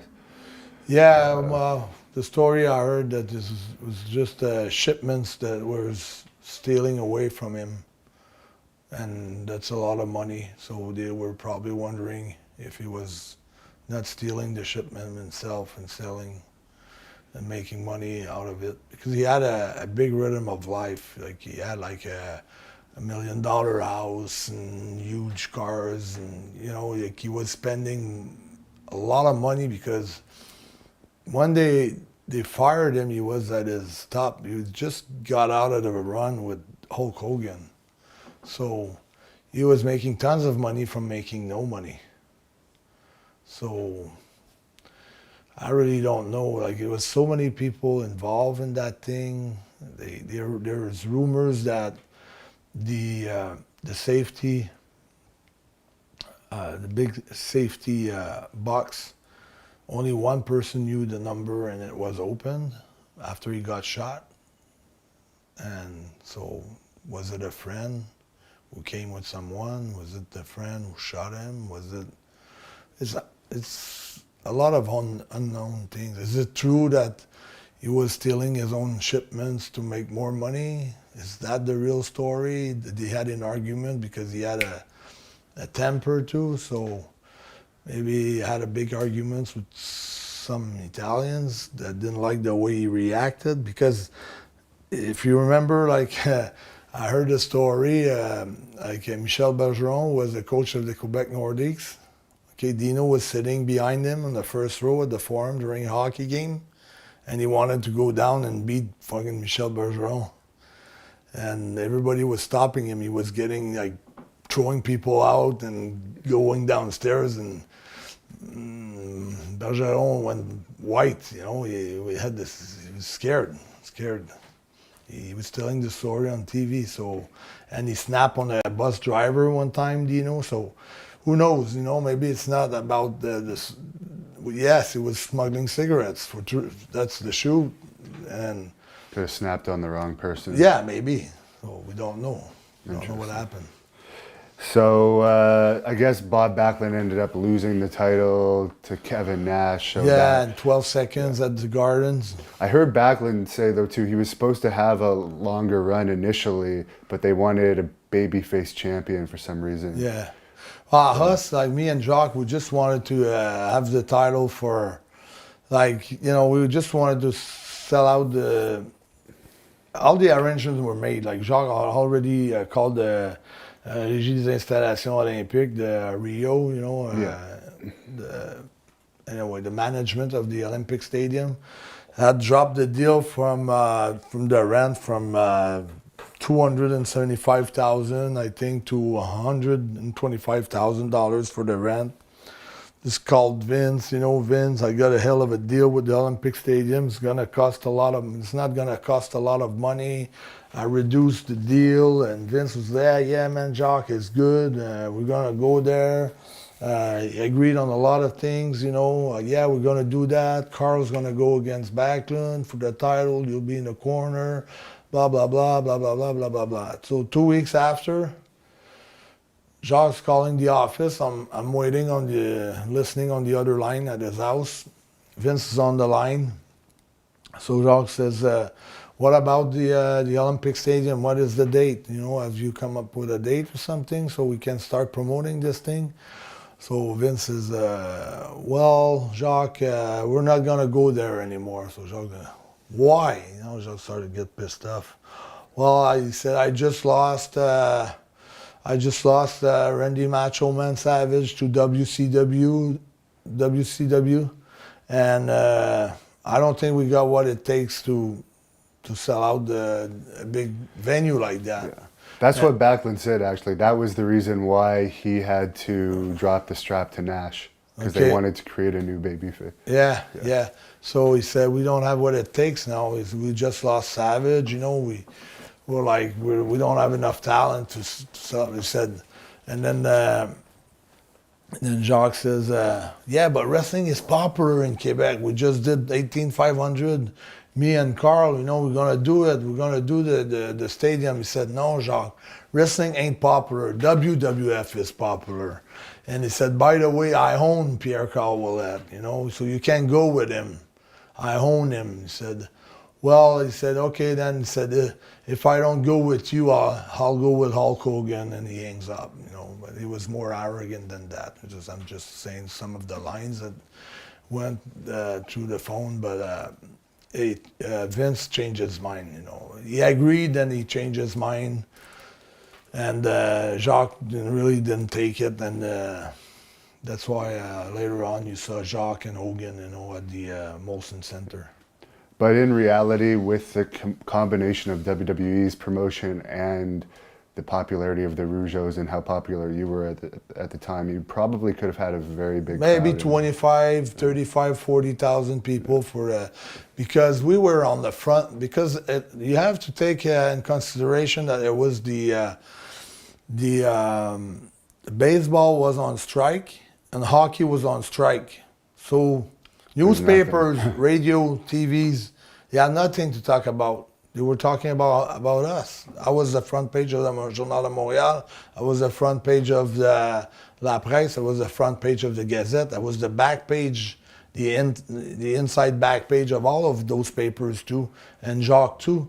So all the city was talking about was me and Jacques. So we would have done good, you know. We would have done good, but it just didn't want to change their plans, have like PCO world champion of the WWF for maybe 2 or 3 days, you know, maybe drop it to Nash at the Gardens, you know, just later on. So it would have gave me the taste, you know, and also we would have had accomplished something very big, you know, by almost selling out the Olympic Stadium or putting like 40,000 people in it.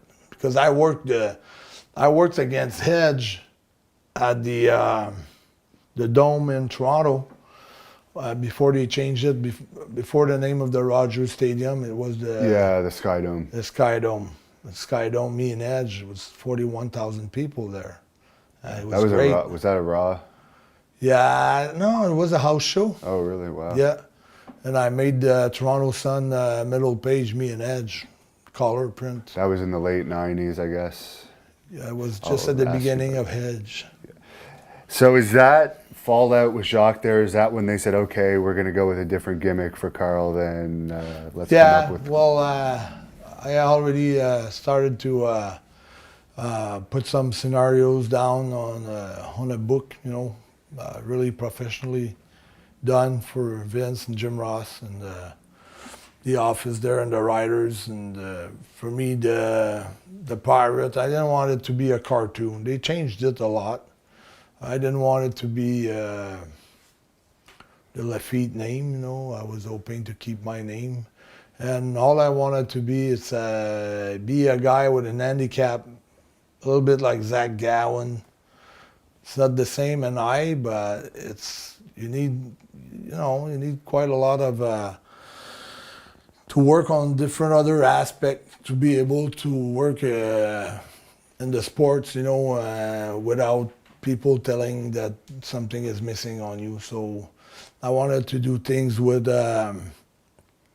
handicapped people and work with them and do things with them and do some charity and level, you know, go as far as possible as a heel and just eventually turn out as a face and work the handicap more than the character. And they worked more the character than the handicap. At the end, people didn't even know if I was really blind for that eye or didn't really care because they didn't put any sympathy on that. They didn't show any, they could have shown the surgery, they could have done someone hurting me more on this eye. They could have burned me on the eye. They could have, you know, worked the sympathy. Explain the reason why. Work the sympathy you didn't out have of the that patch eye. as a Quebecer. Yeah. So suddenly it happened with a patch. Just work something out, and you know, it's always a surgery that you can make. They could have made a strabism surgery, and then just make it look like part of the storyline and really go with it. But it depends how much you want to spend on an angle and how much they believe in it. But they believed in me as a worker because I've done the main event of the forum, you know. I've done some main events with Brett down the line, and they knew I could, be a good main eventer. Yeah. But I just think he was a sloppy idea, the way it turned out to be. It's not the way I envisioned my character. But you went undefeated for 8 months, and I guess you're probably best remembered for your feud with Brett. That coincidentally, it was all about you stealing Brett's jacket, I guess. Yeah, which Brett talks about in his DVD, Brett's Dungeon DVD. Oh, I haven't He said seen that. was probably one of his lamest angle because he says, I have to correct Brett on that though. He says, well, if someone steals my jacket, why wouldn't I get another one made?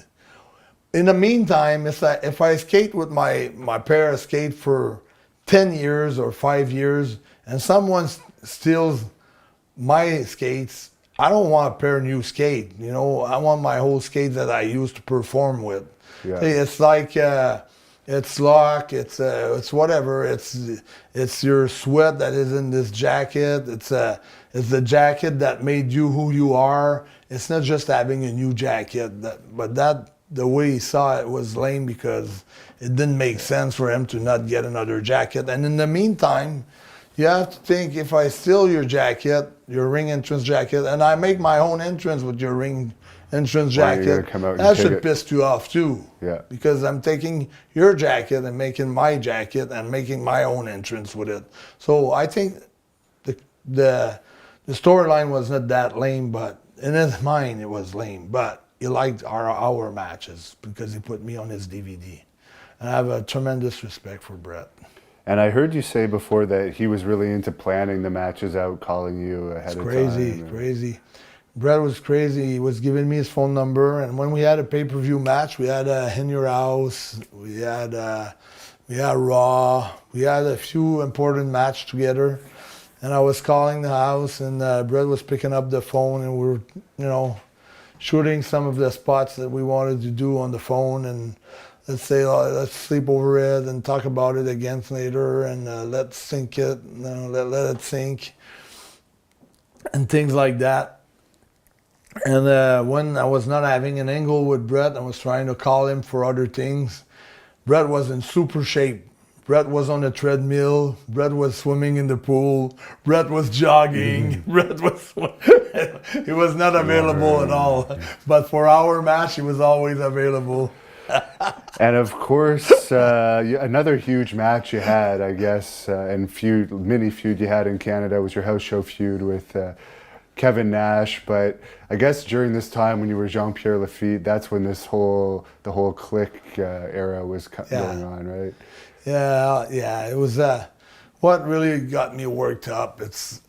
That's kind of a long story because prior to that, and the year before, just before I started to be Jean-Pierre Lafitte, Vince told me, you know what we're gonna do with you, Carl? We're gonna make you wrestle only in the States for 2-3 years. You're not gonna come back in Montreal ever. People will want you to come back. People will really want you, and then we'll give it to them, you know, what they really want. But we'll make them wait 2 to 3 years. So, I haven't started the gimmick yet, and I'm on a time off because I'm let it grow my hair and start, you know, thinking about what we were gonna do with the Lafitte, the pirate gimmick. And then he calls me himself from an airplane. He says, "Hey, Carl, Vince McMahon on the phone." "Oh, yeah, Vince, how are you?" I says, "Mike Rotundo just got injured, IRS. I would really like you to take his spot, you know, be working the semi-main events against Sean at the Forum and things like that. And how do you feel about that?" I said, "Yeah, man, I'll do it. No problem." So get to the Forum. Then that's there where this shit started with the clique because that was even before my and the push. clique, just for people that don't know, it was Shawn Michaels, Kevin Nash, 1, 2, 3 Kid. 1, 2, 3 Kid, Triple H, Aldo towards the Montoya. end. Yeah. A little bit, yeah. 5 guys. Nash, Al, Michaels, the main 3. Then 1, 2, 3 Kid, Aldo Montoya.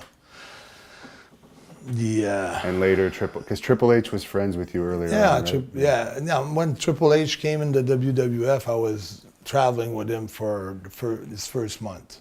We were really friends, like even for a longer time than that, because we were coming towards our 7-8 months around that time, and he knew that I was gonna work Brett eventually. He didn't know that I was gonna work Kevin Nash at the Forum, but he knew something was coming up against Brett, and he was telling me in the car. We were traveling together in the same car in the Bronx in New York. We had a little tour there, and he says, "We'll see, buddy, who's going to end up flat on his shoulder first, me or you." So just as a joke. So we had like a little friendly bet who was going to... Oh, because you were both undefeated. We were both undefeated, so who was going to be the first one to get pinned, you know, and he was thinking it was going to be me. So he wasn't that close with Vince at all. Even I had a meeting with Vince, and I told him about the fact that Paul Levesque was coming from, which is Triple H, was coming from WCW,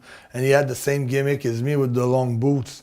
And Vince got like kind of pissed at he kind of got pissed at me. He said, "Carl, I just told you I was going to take his boots off him and give it to you." So he was always making me feel important, you know, in his eyes. So, are you surprised, just before we go on to that click story, like how now he's one of the most powerful men in wrestling and became a big superstar? I'm surprised. I'm happy for him, but I wouldn't change my place for him. I mean, he's living under tremendous pressure, I guess. It must be tough to be son-in-law of Vince McMahon, you know. You don't have a large margin of error, you know.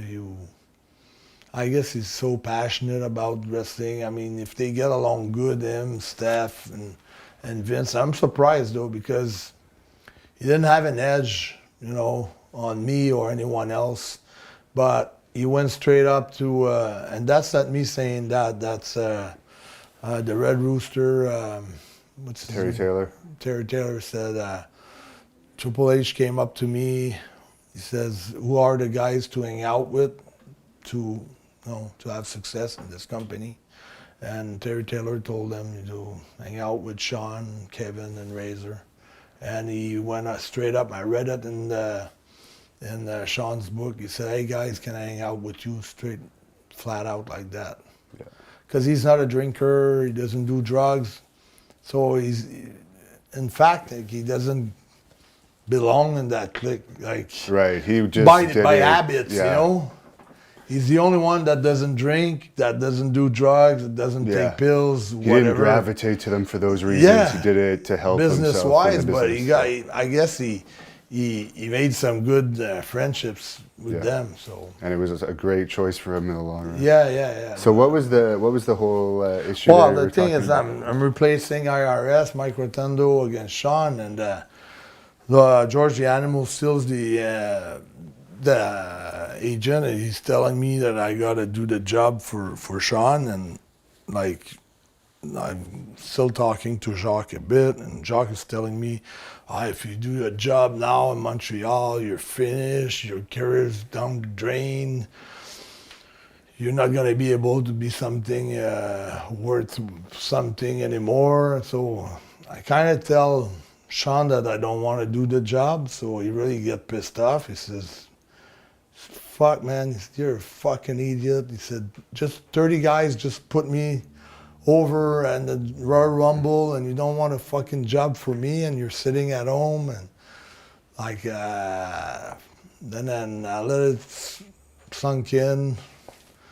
Talk about it. I said, okay, I'll do it. But then I made a frictions, like for 10, 20 minutes, 15 minutes, because I put the argument that I was not comfortable doing the job for him. I didn't say like, I'm not gonna do it. I said, I'm not comfortable doing it.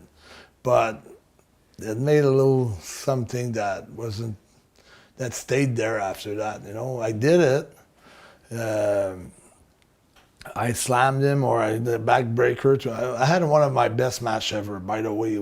I rate him as the best worker. I mean, him and Brett, they're my two favorites. But Sean's probably the best. I mean, he's so light on everything. I pressed him. I did all kinds. We had a hell of a match. He was really motivated to have a great match. And so anyway, I do a backbreaker on the cement floor. I go to the second rope. I do the cannonball. He moves out. I hit the cement floor, throws me in. He does a slingshot with the feet on the top rope, 1, 2, 3. Beats me like that. So, which is a good, ending and everything. Yeah. But nobody remembers that today, for the boys at home that cares about doing the jobs here and there sometimes. People don't remember after 2 weeks what happened. So that kind of initiated the heat. Yeah, and, there's a little seed planted there as far as heat with the click. And then I don't think about that. Probably nothing came back to Vince that much because I did the job and I did the great match, and it's an awesome match, and I fill out the space, for IRS where I didn't have to do it. I was sitting at home. I said yes to it. So I was being a good businessman. So they rewarded me with 8 months undefeated as the Lafitte gimmick, and then probably Sean had told Kevin about something. And a month before the title match in Montreal, Nash came up to me and says, next month, it's me and you at the Forum. The show wasn't advertised yet. So I figured, how the fuck does he know the finish already? He said, next month, it's me and you, main event. I know nothing. Because house show matches, you're not told that. It's a house show match. Usually. It's me and you. It's the main event. 8 minutes, big boot to the face, jackknife, 1, 2, 3, my friend. And that worked me up big time. I went up to Sid. I said, fuck, this motherfucker he knows that. How can he calls me? It's finished right away, a month in advance before the show. Fuck that. I'm not going to do it. He's so fucking arrogant. I hate his fucking guts. A fucking piece of shit, and fuck, I was really, really, really mad at the whole situation. And of course, when that night came in, I totally refused to job against him.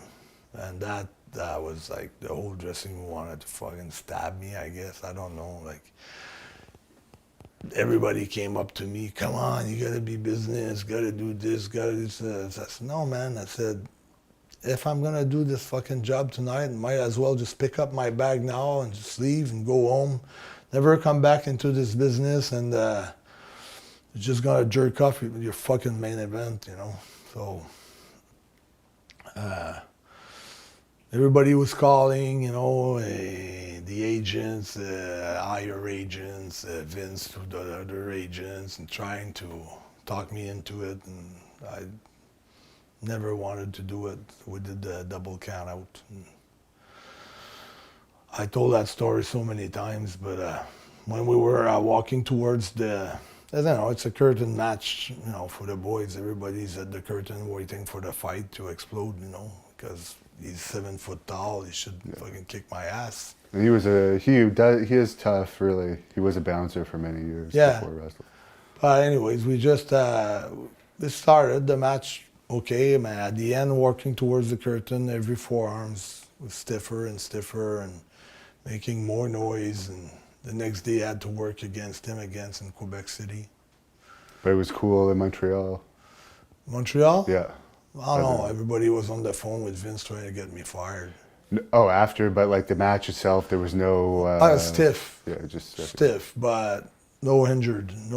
Yeah, you followed the game plan of the match. I followed my game plan. Yeah. No, it's just, being retired, it's so easy to say. No, but I tried many times I really thought I made a mistake. Sincerely, it was a big mistake on my part, and I don't want to come off as an asshole, but I was just young, and the glory of the 8 months undefeated went up to my head, and I believed in my own gimmick and believed in my own push, and I really wanted to be the world champion of this Fed for being at a young age that I really thought that my time was come. You know, the Olympic Stadium didn't work out. Now I've got a chance to be the champ again in the Forum, in the Colisée in Quebec, and drop it in Toronto on the third night. That come up, that doesn't come again, and they called me to finish a month ahead of time from the clique, which I don't like them, you know, because we have an history, and they have history with all the boys, and all the boys hate them because they're braggers, they hold all the belts, they're ribs, you know, guys, they do stuff, they get there late, they get there all fucked up, all pilled up, they still have a push, they still have the belts, they do things wrong, you know, they're like the selective group, you know, who can do whatever they want, but nothing happens to them.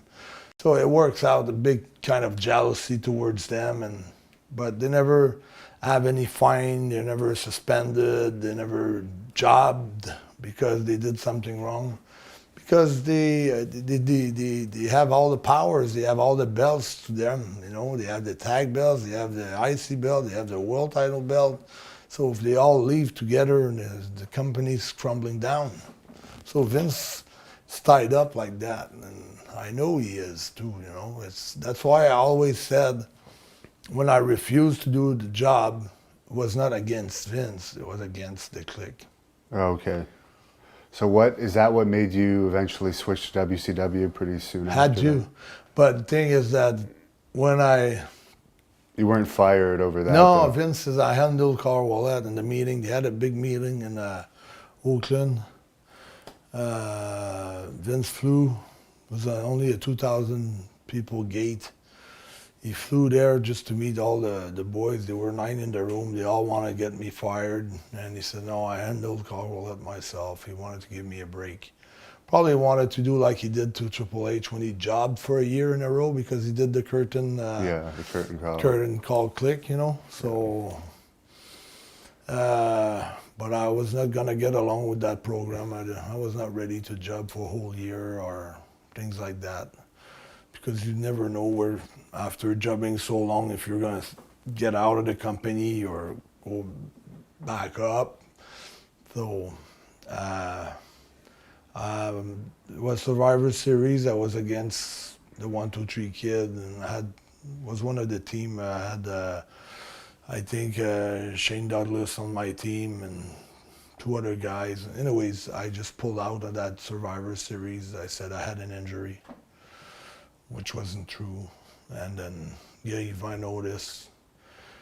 Then we worked our way back, me and Jacques, as the amazing French Canadian in WCW. But by the time we got there, Diesel, Kevin Nash, and Razor Ramon got there for NWO, so it was bad timing again. Why did Jacques, was that all because he wanted the Hulk Hogan match? Why he decided to come back? Yeah, yeah, the Hulk Hogan match, plus he needed money at this time too. Yeah. Okay, so, and what was with the amazing French Canadian's name?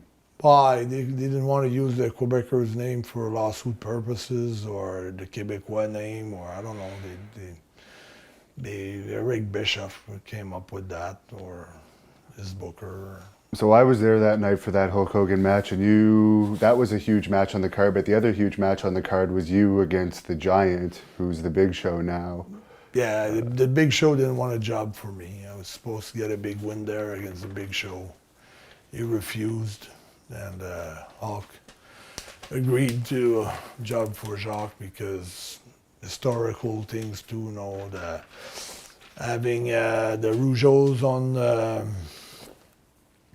on his cards all the time, having a solid undercard for him, being a main eventer all the time was important to him, and wanted to salute also the courage of Jacques for facing Dynamite Kid, who was a real bully, who everybody was scared of him, and having the balls to do that, and being there for, in his prime time undercard and all that. So he did that for Jacques, and probably giving a little shot to Eric Bischoff too, telling him that, he was Hulk Hogan and he could do whatever he wanted to do, because Bischoff didn't want that to happen.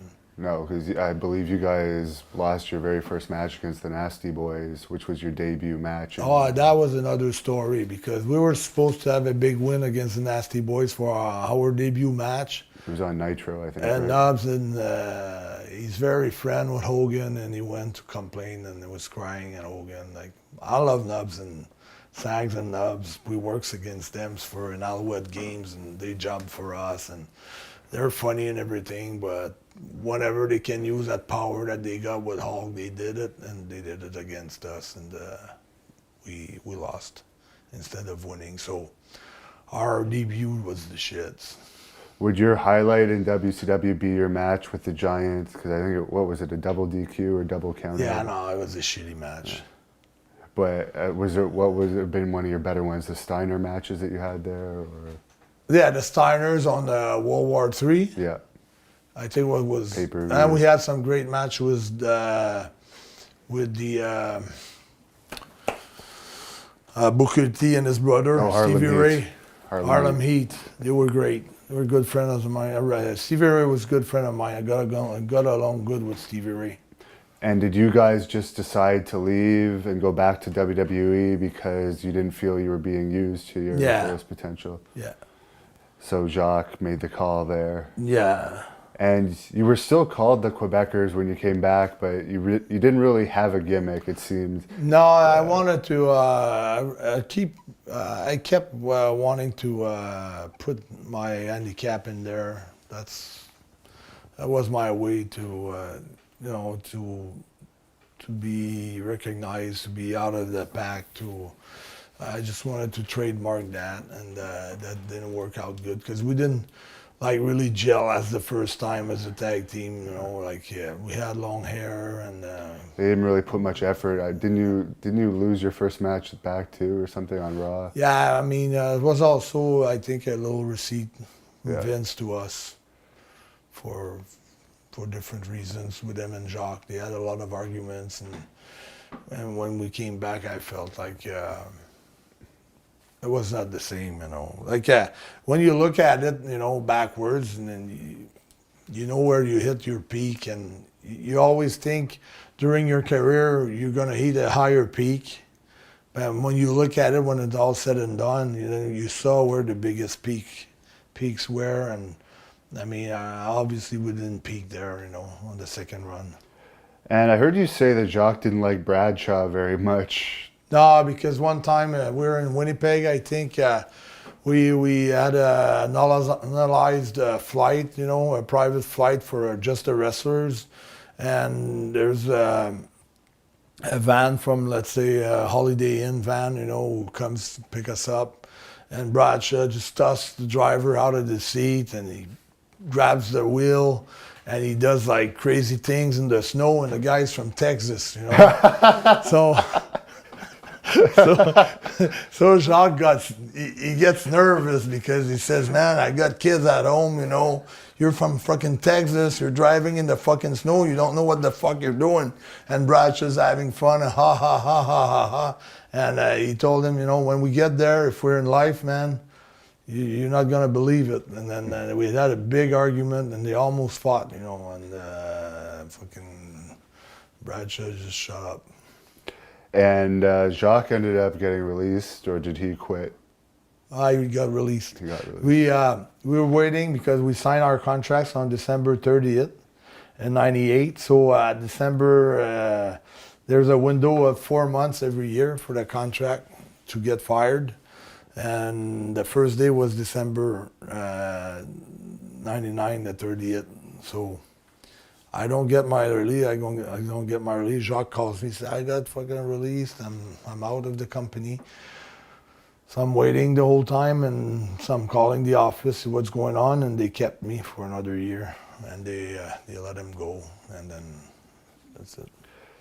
And they didn't do much with you that year, but the one thing that you are remembered for is your infamous Brawl for All match with Steve Williams. Well, the thing is that not too long after, I did some 3 training camps at the WWE headquarters in Stamford, Connecticut. And then... didn't they send you to All Japan or something too? Yeah, too. And they called me up and they said, okay, next Monday you're starting. That was a Thursday. They called me, Bruce Pritchard calls me. He said, okay, you're gonna wear the blue trunk and with the cape like the Dynamite Kid, British Bulldog, and the blue boots, the big fleur-de-lis in the back, and you're starting Monday on Raw. So Friday I don't have my plane tickets. I call the office and say, I'm supposed to start Monday. It's a change of plan. So things happen like that sometimes. It's pretty, so you almost pretty had a depressed. big push. Almost had a push, yeah. Yeah. And for that Brawl for All match, could you, if you wanted to box, like have a legitimate athletic boxing competition, could you even be licensed with your eye? No. So you were, so there was no real, because I guess it was under the pro wrestling. Yeah, it was no commissions or anything. No commission, yeah. Yeah, because, and I went with my eye patch too. Right, because you can't perceive depth for someone that's like, you're very tough, but like to block punches, it's very difficult with one eye. Yeah, but I guess since, you know, I threatened, you know, Nash and people, you know, to beat them up, I guess they wanted to see if I had really balls or I just pretended I had balls. Yeah. So they put me with the guy who was supposed to win the whole thing, Dr. Det, Steve Williams. And then Hawk, you know, of the Road Warriors, he came up to me. He said, man, you're going to get killed tonight. He said, I'm going to tell you what. As soon as, you know, you dance a little bit with Steve, and then when he tags you, you know, you just lay down there, you grab your $5,000, and everything will be good. I look at Hawk, I said, are you fucking serious, Mike? You're telling me to fucking lay down with this motherfucker? No, go back and tell him that I'm gonna fight everything I've got in myself, and he's in for the fight of his fucking life. Tell him to fuck off with this $5,000. So that's and you went the distance with him. Yeah, I went the distance. Despite your handicap. Yeah. And despite that you couldn't do MMA or boxing. I had only 1 week of training. Steve Williams was training thing. for 3 months in Japan and everywhere with different guys at the time, and 3 guys in the meantime, and things like that. And if you look at his second match against Bart Gunn, he was winning the whole thing. He was like, he had only 12 seconds to go, and he got knocked out there, but he was winning on, you know, he was supposed to win the whole thing, and he was far ahead on points on Bart Gunn on the second match. Bart just came out at the last second because I think was just a problem, and we all had the same problems. Was our cardio. Yeah, because you weren't trained like We weren't trained most for people that. have an 8-week Yeah. training camp at least. Yeah, before no fights. training camp at all. And Me, they fucked with me because I brought a coach, an MMA coach with me, because you have the two generic coach that were saying, yeah, you're good, okay, just do this, just do that. But it was generic for every wrestler. They had the same coach, the same two coach for every Brawl for All match. So they didn't have any strategy or nothing at all. So I brought my own coach. They know that I paid for his wrestling airfare, the airfares, the airplane, the tickets, and everything. That I put him in a room. I travel with him. I don't eat at all during the whole day because I'm all stressed up by the match. The adrenaline is there, and at the beginning with the Raw, not at noon when they tell all the match. At 7 o'clock they say, "Oh, we postpone your match for next Monday. It's not gonna be this Monday. It's gonna be next Monday." Well, I spent already $2,000 on the guy, bring him in with me. yeah, So the next Monday, I didn't bring him with me. I said, if I bring him with me again and they postpone the match another time, it's going to cost me $4,000, yeah. So, So I guess you were released a while after that. well, they sent me to Power Pro, and I tried different gimmicks and everything. And How was All Japan for your when they sent you there? It's good. Very good. Budokan Hall, was near the semi-main events against Taoei. They had me win the whole tour for 30 days, but it was 18 shows in 31 days, in 30 days. I was there for a month. Felt a little bit homesick because it's tough. But 18 shows going over on almost every show except against Kobashi and another...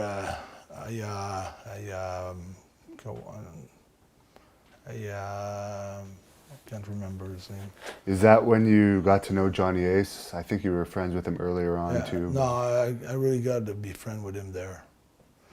But everybody hated him there because he was like the American booker. Okay. And he was also calling a lot of the shots, finishing and finishes and things like that. But I got along good with him. I worked one match against him. We had a good match, and I think all my matches were very good there. I did good. I had Vader as a tag partner, which was a good experience. Vader had a lot of respect for me. Really rated my work pretty good. He liked my work. And we did some great matches together. And after you were released, you went to ECW for a good little run, and you had a championship match against Just Incredible. Yeah, What? that's funny. That was good because I passed Francine through a table.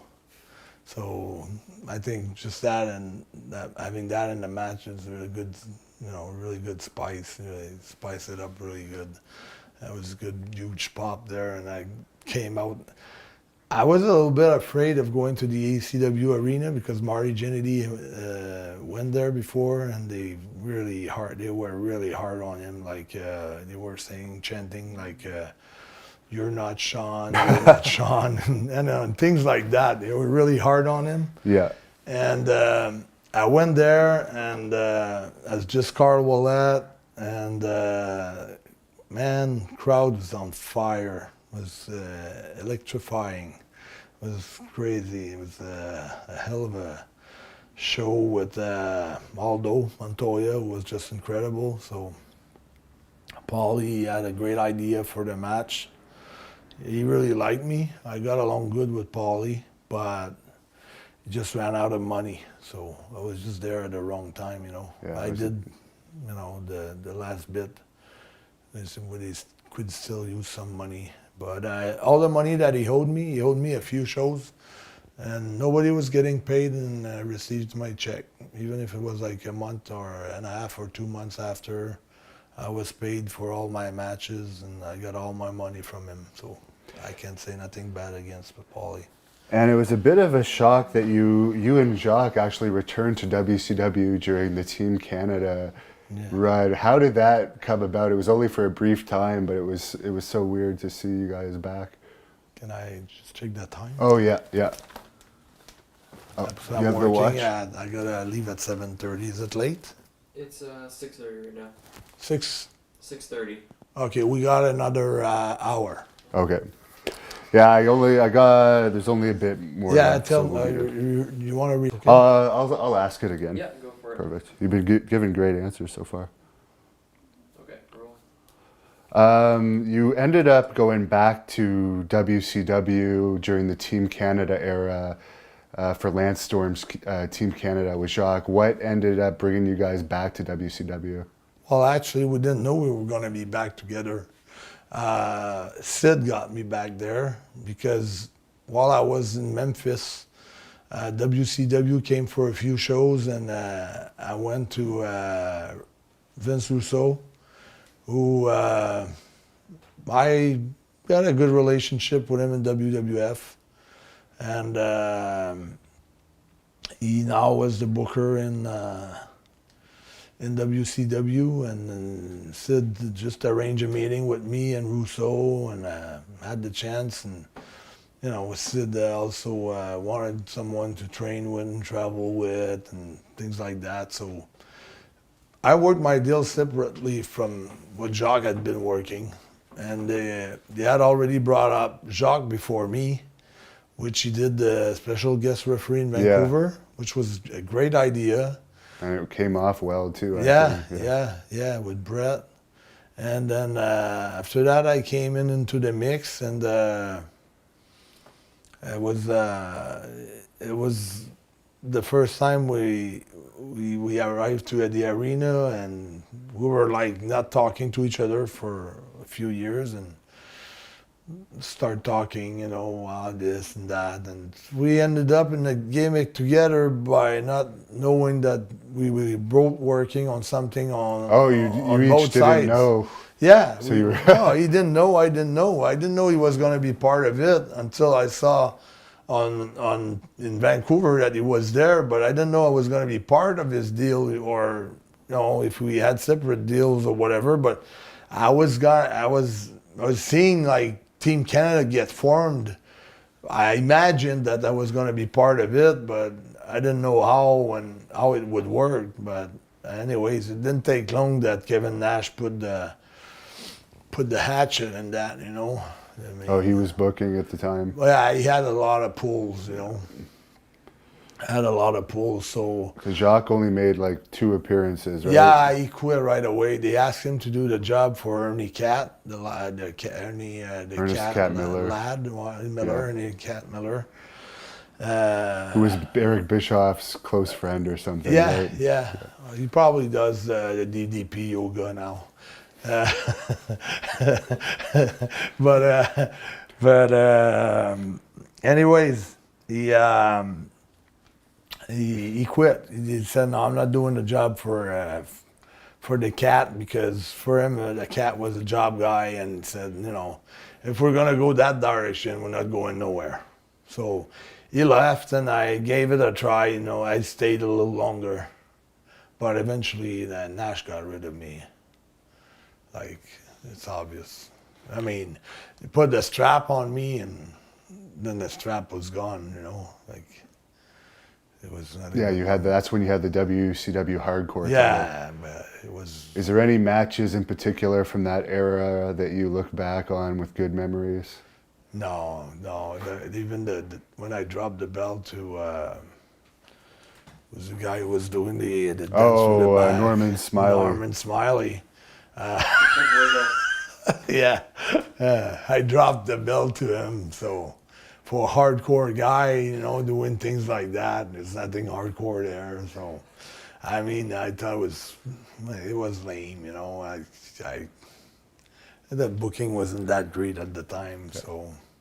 No, Was it Vince Russo booking at that time? Yeah, but he was kind of booking with a superstar tag team, I guess. Like everybody had his word there. Hogan had his word, Nash had his word, Hall had his word, and the Nasty Boys were talking to Hogan. It's free for all, even if it's, Kevin Sullivan was supposed to be the booker.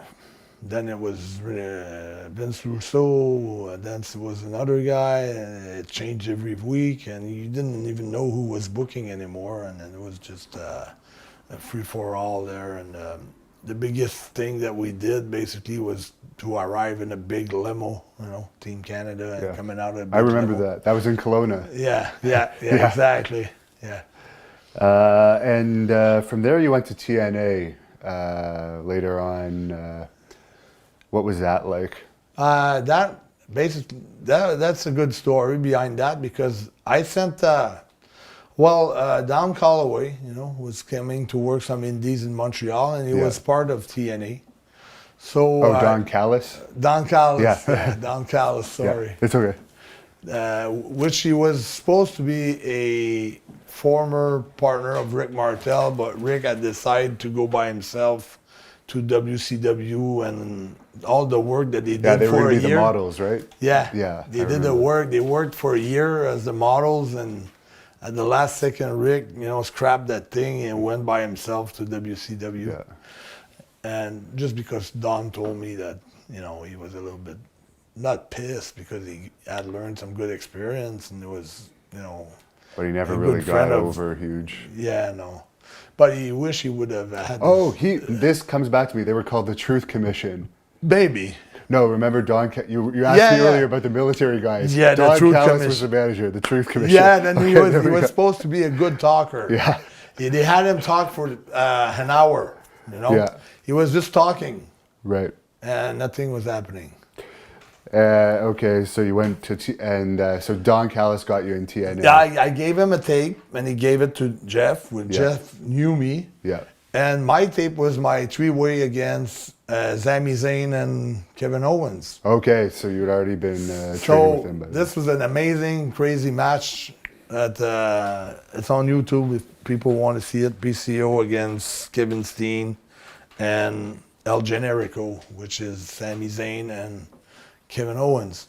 And the three-way is crazy, and I sent that to TNA. And they looked at it, and right away, Generico wasn't big. Kevin wasn't that big. Like back then, he was probably 220. And Before he went on his Generico- McDonald's diet. yeah. But at least he knows it, and he doesn't care about it. But Generico was probably 175. So they saw the match, and they figured this guy can work with our guys in the X division. So I went on into a Battle Royal X division, won the whole Battle Royal. And then what happened next? I had a few matches with different X division guys. The thing is that they were poor as far as money.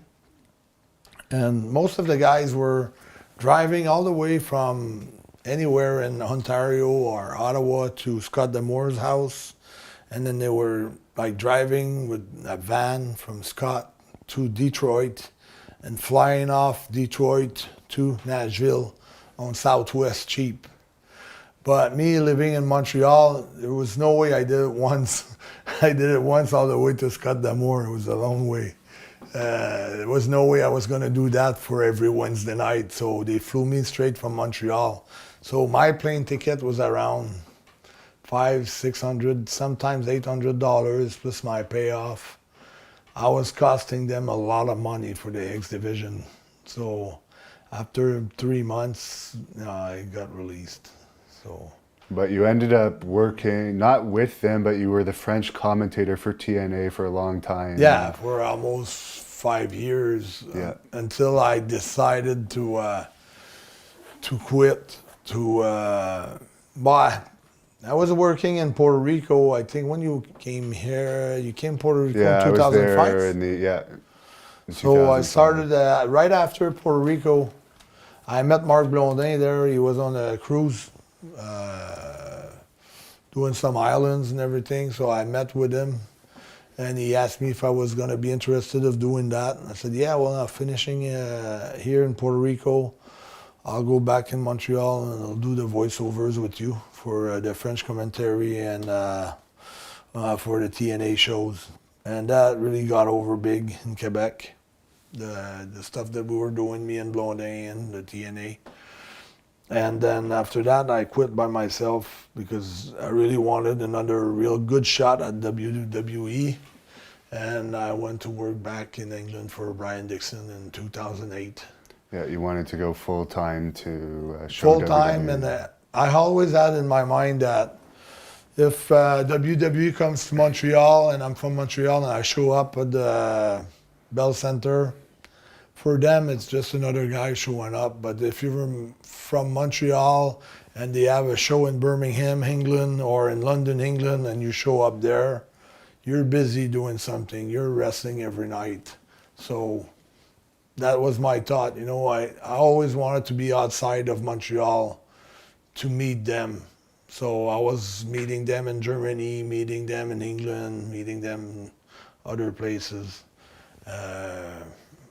And that's the way I always thought, just to make it look like wrestling is your full-time job.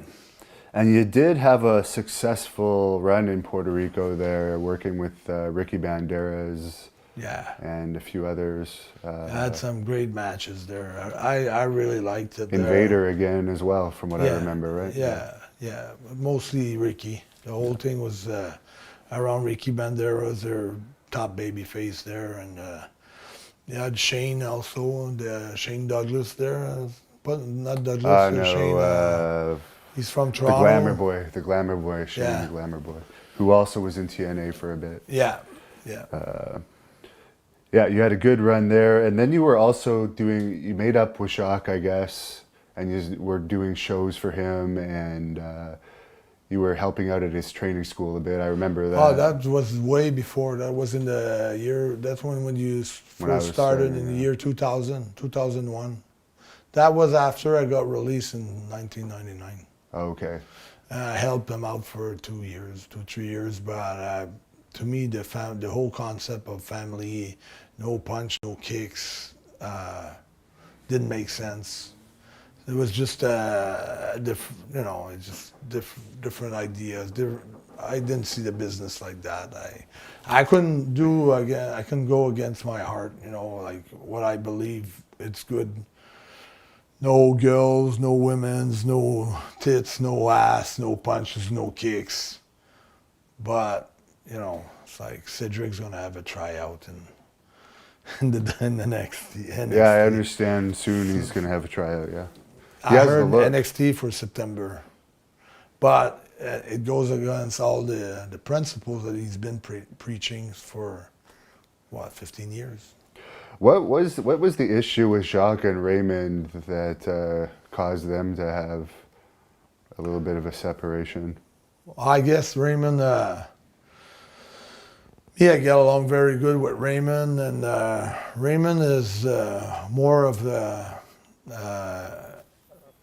less emotive, if you want, more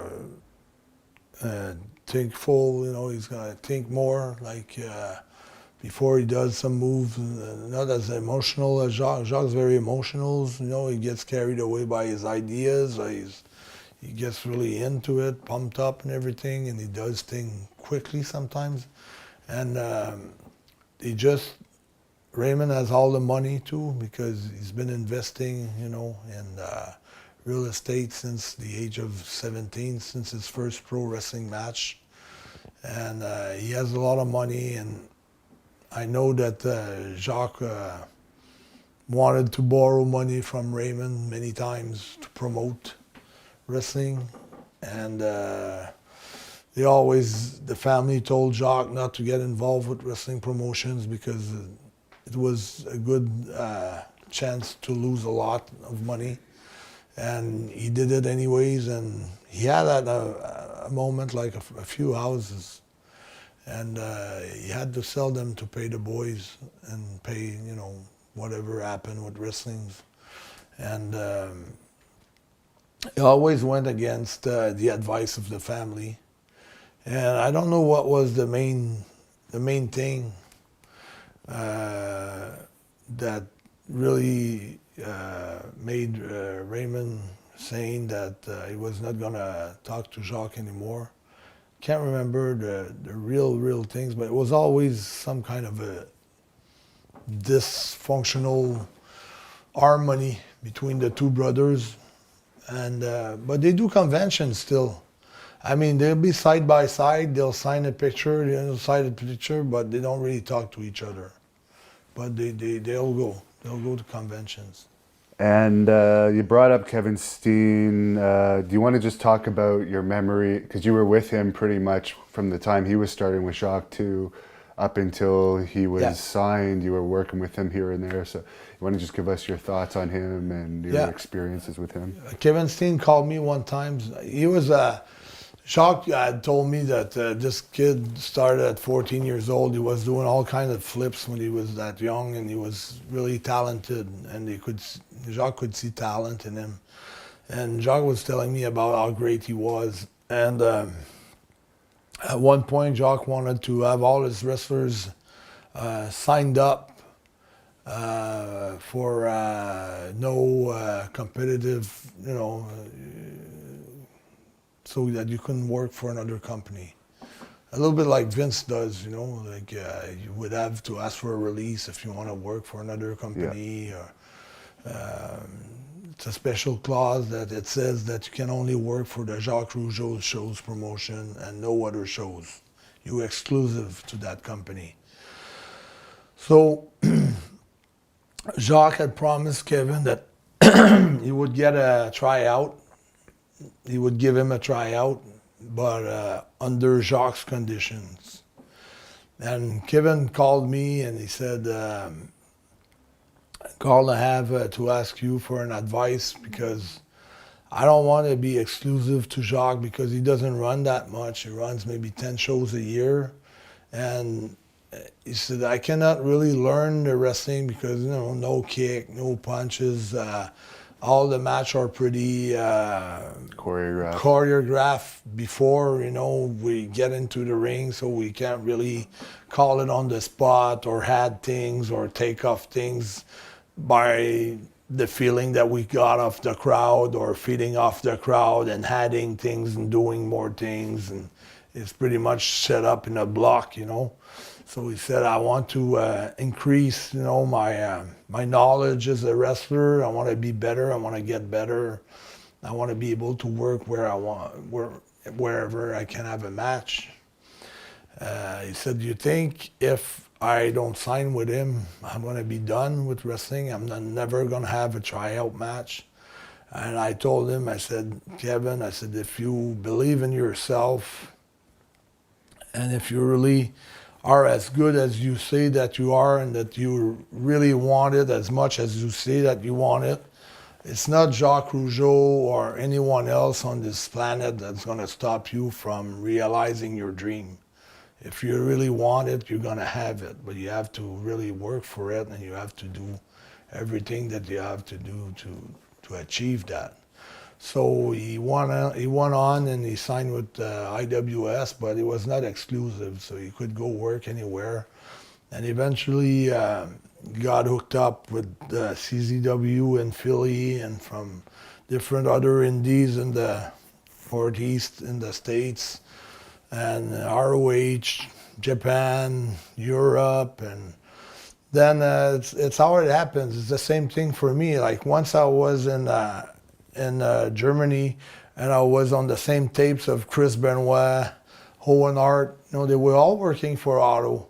And then when I worked for Otto, I was realizing that Chris Benoit, Owen Hart, Vader, Hawk, Jimmy Snuka, they all worked for Otto Vance, and I was working with them for Otto. And then you realize that your friends suddenly are making it to WWF, and then you realize that it's possible for you because not too long ago you just worked with them into another company, whatever it was in England with Fit Finlay, whatever it was with Steve Regal in England or in Germany.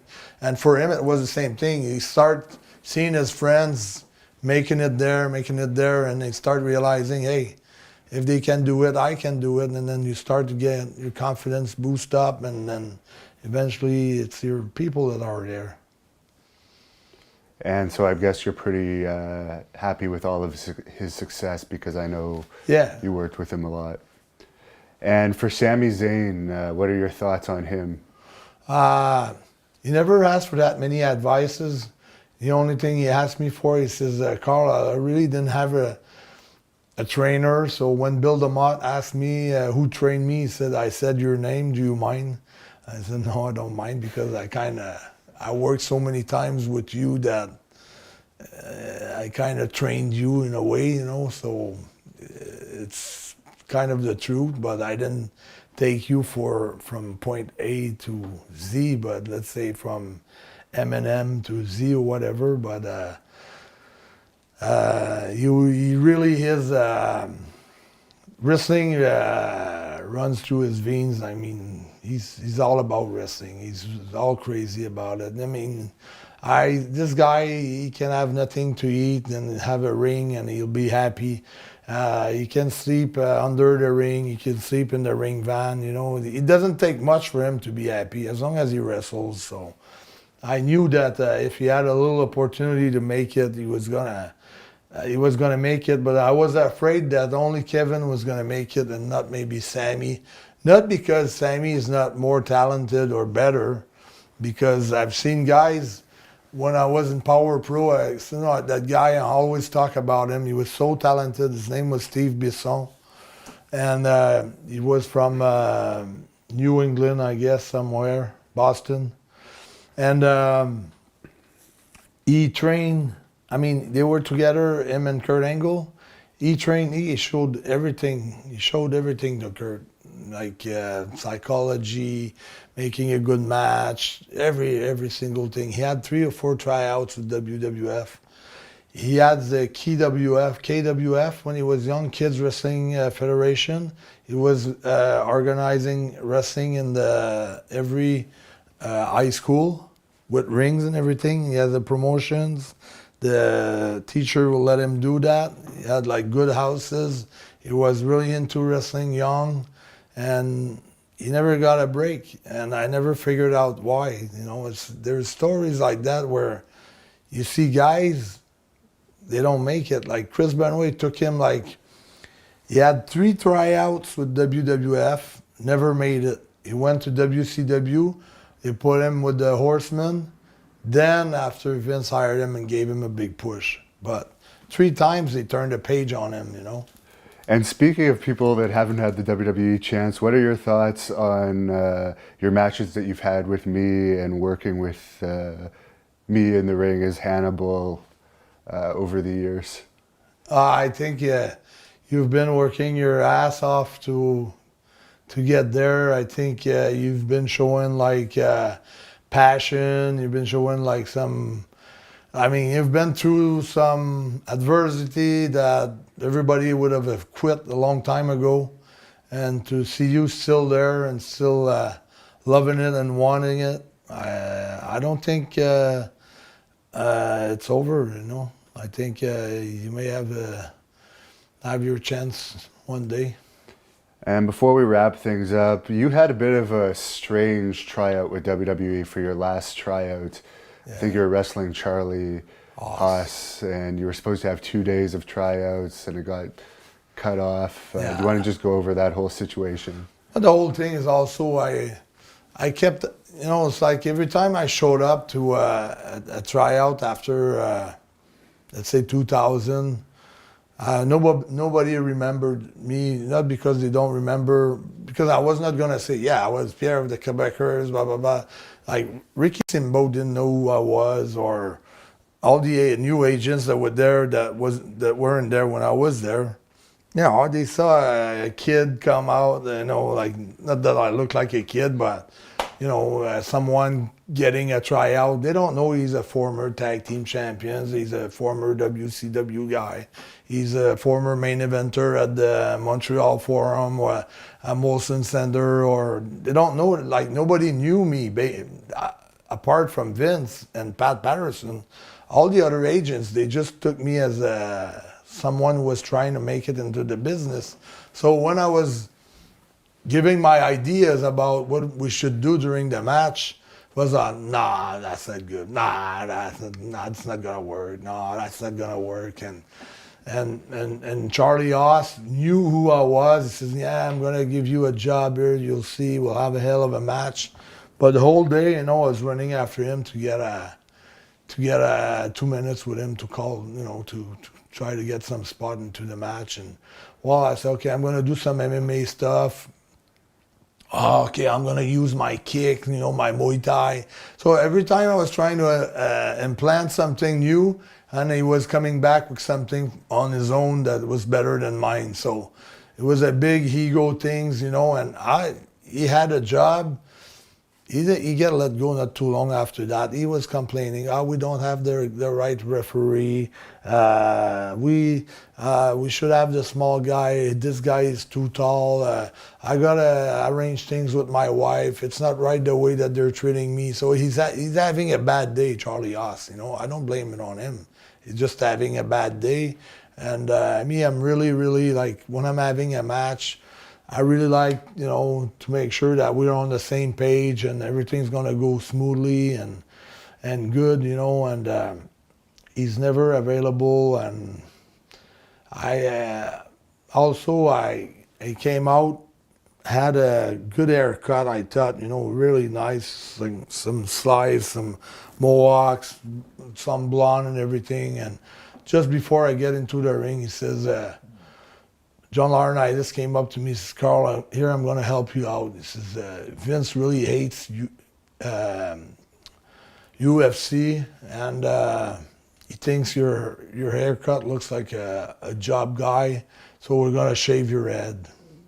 And that gave me a slap in the face just before going into the ring, because I thought my look, all the boys, Jericho, everybody that knew me, they went like, fuck, it's looking good, And of course, we on the way to having my hair cut, we crossed Dave Finlay, which we never really got along that great, because the first time that me and Nelson Veilleux were in England, you have Dave Taylor in the front, Dave Finlay driving, me and Nelson in the back. We don't know we're speaking French the whole way.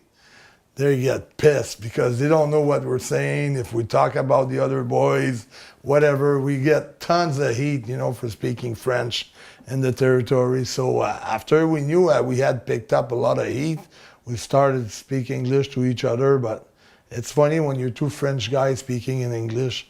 But I never, even when I was working for Otto, I always felt like with Finlay it was not clicking that much. It was okay, good jokes, good everything, but a little something was missing there.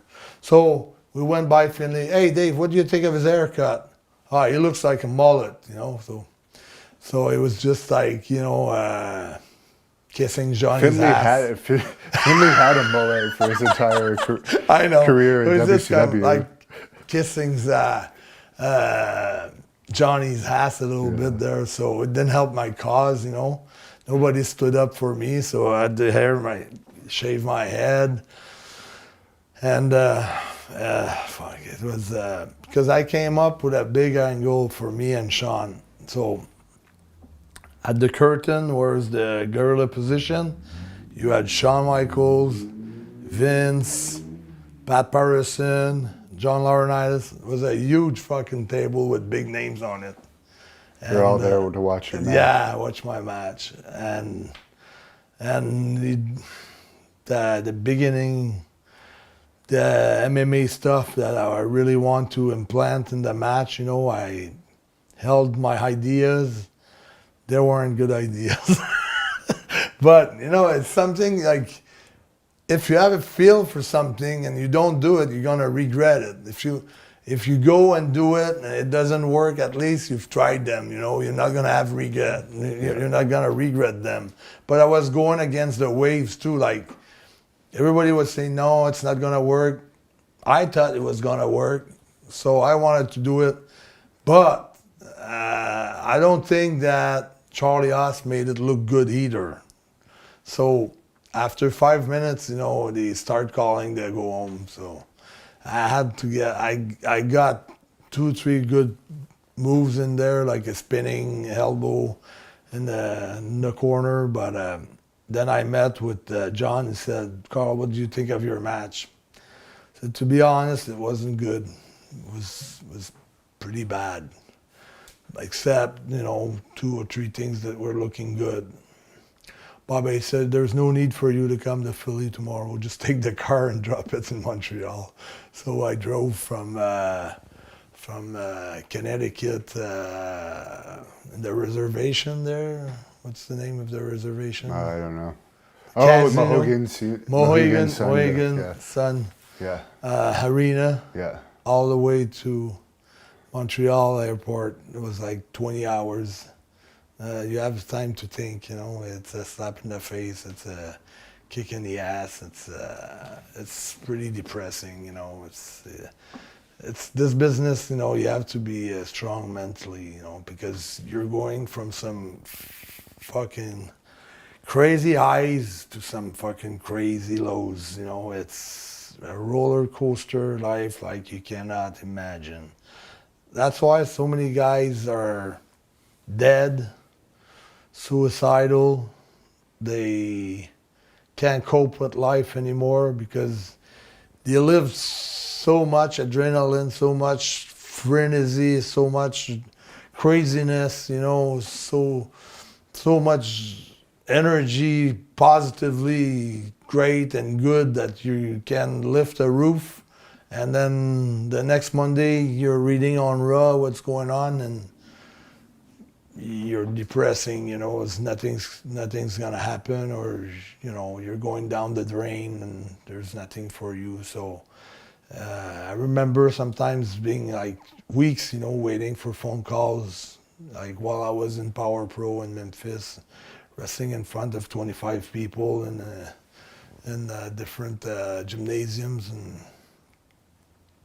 it's just tough going from wrestling in front of 20,000, 40,000, 60,000 people, and then after wrestling in front of 25 people, 50 people, and the payoff changes too, making 25,000 for one match, and then making 250 for one match, or $500 for one match. It's me. I'm doing well financially, so that I don't have to go on convention shows and sell my pictures and do things like that for some bucks, like. So I'd rather just, I ask for big money when I do wrestle, but I don't wrestle much because, it's tough for the promoters to extend good money, Yeah, because the business is not in its peak right now, unfortunately. Yeah. And how do you want to be remembered by the wrestling fans out there? Well, I just, not the inventors, kind of an inventors of the new tag team way of wrestling, and pioneer of the wrestling tag team wrestling division. I think me and Jacques, in a short period of time, we really made it good, and I invented a lot of things that you see and you take it for granted today. Like I was the first one. Like, people were throwing each other in the steel steps, but I was the first one who busted it and separated the two parts. Like having the top going from the bottom, and then you see that more often. And now they're using more the steps. I was one of the first wrestler to use things that were making noise and that would make a good show around the ring. Also the Cannonball, who changed it into the Swanton, and that other wrestlers are using in different ways, but it's originated from the tower into the Cannonball into, so I see a lot of things. And also I brought up a lot of ideas to Vince for my own gimmicks that they didn't use, but they use with other guys. Like the KO. KO. You were going to be KO Carl Ouellet, yeah, right? because Now, I wanted to. The thing is, I wanted to speak to Kevin Owens about it, But my thoughts, what I gave to WWF as idea, is when I was going to use the lariat, I was going to KO the guy, and I was not going to pin him for the count of 3. It was going to be a count of 10, like a knockout. I was just going to knock out people on every show. And eventually, someone would get up at 8 or at 9.5, and that would make a fucking match there. That was the idea I threw for me and Sean. Him with the kick and me with the knockout. But my thing was going to be a job guy who nobody knows who it is, and not music, no nothing. I'm in right in the corner. A star comes in with his music and everything. The match's not too long. Boom, knockout. I don't cover. 8, 9, 10. He's out. That was going to be the gimmick KO. Carl Ouellet KO. And then eventually, the guy that you pick to do the big thing, he gets up at 9.5, and the match continues. He's the first one to break up your knockout things. And that would be a WrestleMania match, you know. And that's my idea, was the $1 million match. You know, the winner of the match gets $1 million, and all about the kick, the swing chip music, Sweet chin music. yeah, swing. And any message to your fans here to close things off? Thanks for.